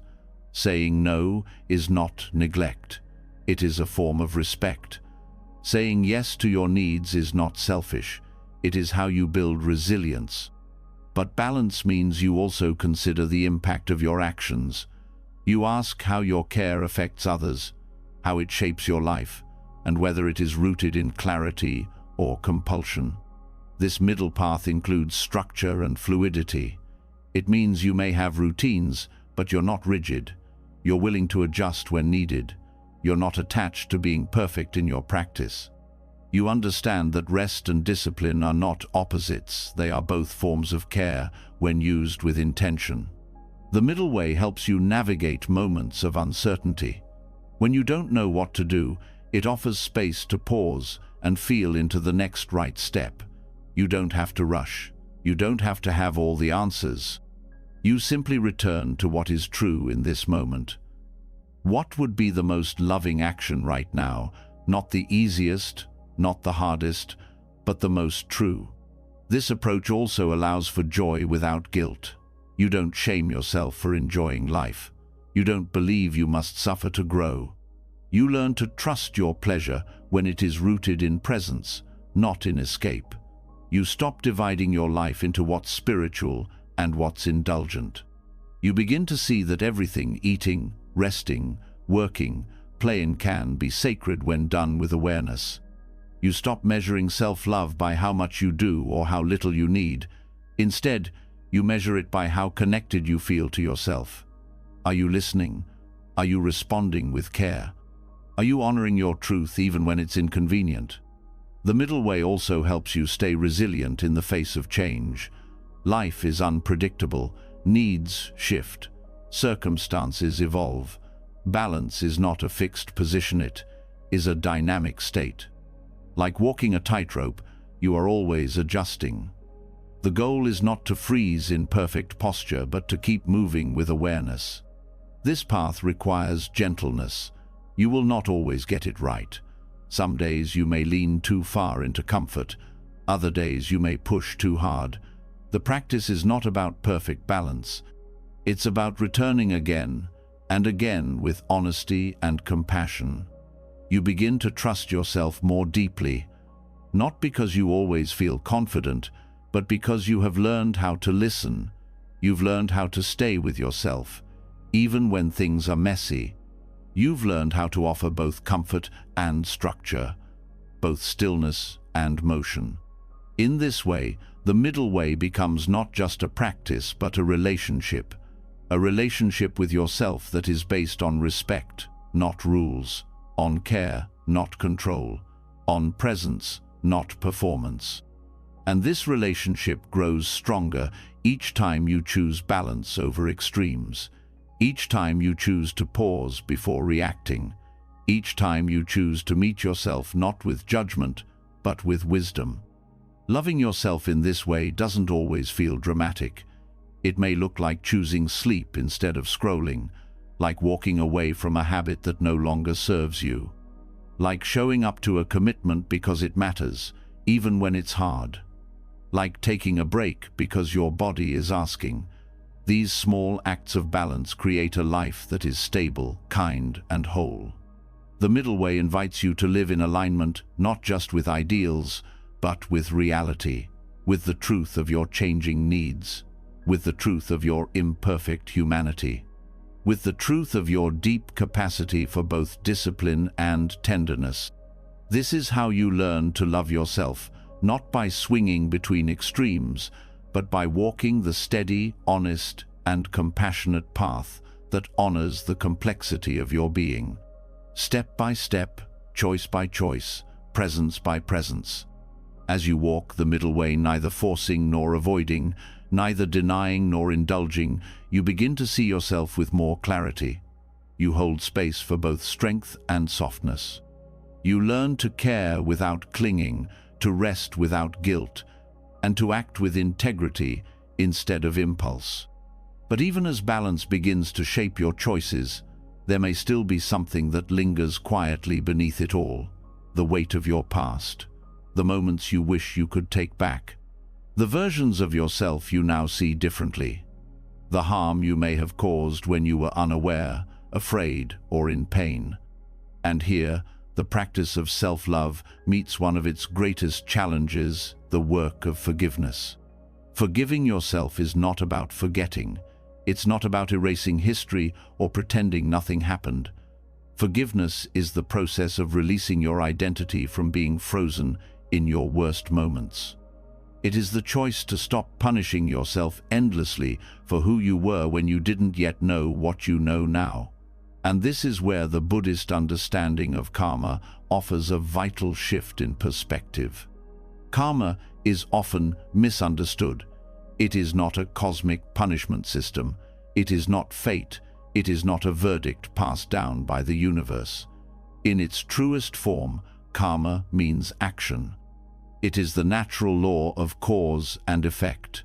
Every action creates a ripple. Every choice leaves an imprint. But karma is not fixed. It is fluid. It moves with you, and it changes as you change. This understanding matters deeply when it comes to self-forgiveness. If karma were permanent, you would be stuck. There would be no room to grow, no way to repair, no chance to heal. But karma responds to what you do now. It does not freeze you in place. It gives you a way forward. It allows transformation not through denial, but through intentional action. Forgiving yourself through the lens of karma means recognizing that while past actions have consequences, they do not define your future. It means acknowledging the harm you may have caused, but also choosing to meet that recognition with responsibility rather than shame. Shame keeps you stuck. Responsibility opens the door to redemption. When you see that karma responds to present action, you realize that every moment is a turning point. What you do now matters more than what you did then, because now you can choose with awareness. Now you can act with compassion. Now you can plant different seeds. This doesn't undo the past, but it changes how you carry it. It shifts your focus from guilt to growth. You begin to ask, what can I learn? What can I offer? How can I live differently now to honor the truth I have discovered? Self-forgiveness is an act of love grounded in clarity. It is not about making excuses. It is about refusing to keep your heart in chains. It is the recognition that you cannot heal through self-punishment. Healing comes through presence, through care, and through the choice to live with intention from this point forward. Understanding karma in this way also helps you stop identifying with your mistakes. You are not your past actions. You are the awareness that sees them. You are the one who is growing, the one who is choosing differently, the one who is willing to change. This shift is powerful because it gives you back your agency. It says, you are not broken. You are responsible. And being responsible is not a burden, it is a gift. The process of self-forgiveness begins with honesty. You acknowledge the impact of your actions. You don't minimize or deflect. You see the harm clearly, but you meet that clarity with compassion. You understand that the self who caused harm was shaped by conditions, by ignorance, fear, trauma, pain. And you also understand that the self who sees that truth now is capable of doing better. This dual awareness of past harm and present wisdom is what makes forgiveness possible. Without awareness, change cannot happen. Without compassion, healing cannot unfold. But when the two come together, karma begins to move differently. The energy you put into the world starts to reflect your growth rather than your pain. You also begin to act differently, not to erase the past, but to transform your relationship with it. You offer apologies where possible. You show up more fully. You stop repeating the same cycles. You build trust with yourself by living in alignment with your values. These actions, over time, begin to soften the weight of your regrets. Forgiveness is not a switch, it is a path.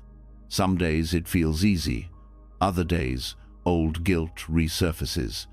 That is part of the process. What matters is that you keep walking, that you keep choosing compassion, that you keep remembering that karma is dynamic. Every kind word, every honest action, every loving choice rewrites the path ahead. This understanding also helps you see others more clearly. When you know that karma is fluid, you stop reducing people to their worst moments. You stop holding others in fixed judgments. You begin to allow the possibility that they too can grow, just as you have. This softens your relationships. It brings more empathy into your world. And it strengthens your ability to offer forgiveness, not just inwardly, but outwardly. Through this lens, your journey becomes one of alignment. You live in a way that reflects who you are becoming, not who you were. You stop defining yourself by old stories. You start writing new ones, not to cover the past, but to honor the truth you've found through it. The freedom that comes with self-forgiveness is not light or superficial. It is deep, it is grounded. It comes from knowing that your past shaped you, but it does not have to confine you. It comes from realizing that what you do next is what matters most. You stop running from what happened. You stop hiding. You begin to carry your story with integrity. You share it where it can help. You learn from it where it can teach. And you offer yourself the same compassion you would offer a friend. Forgiving yourself also means honoring your humanity. It means recognizing that mistakes are part of being alive.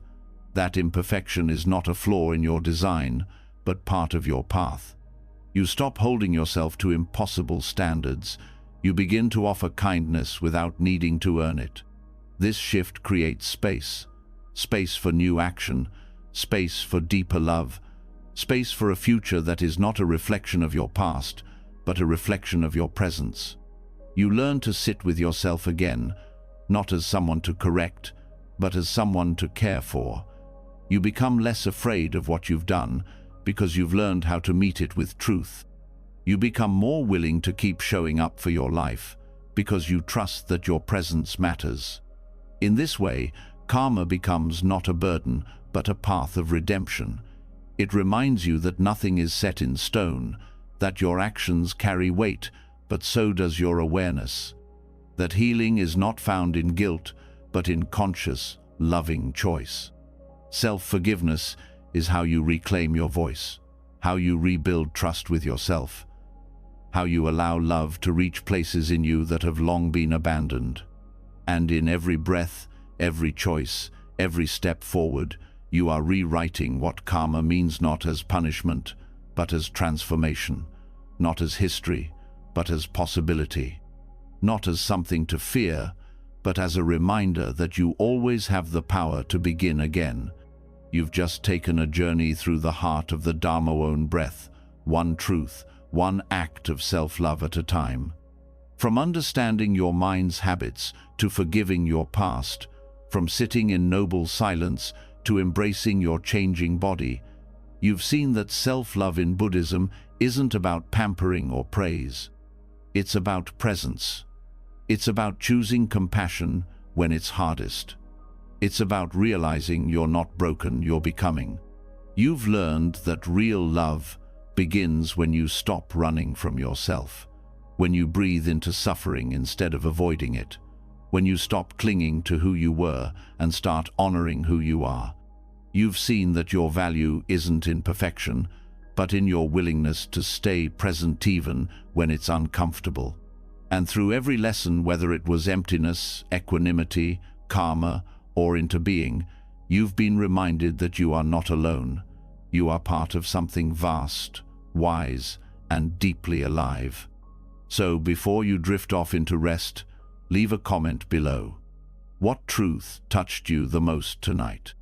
Was it something you already knew but forgot? Or something new that softened your heart? Write it down. Let others see your insight. Your words might be what someone else needs to heal. If this brought you peace, or even just one quiet moment of stillness, consider subscribing to the channel. There's more to explore, more to heal, and more space for you, just as you are. Until next time, breathe gently, rest fully, love deeply. You're already on the path.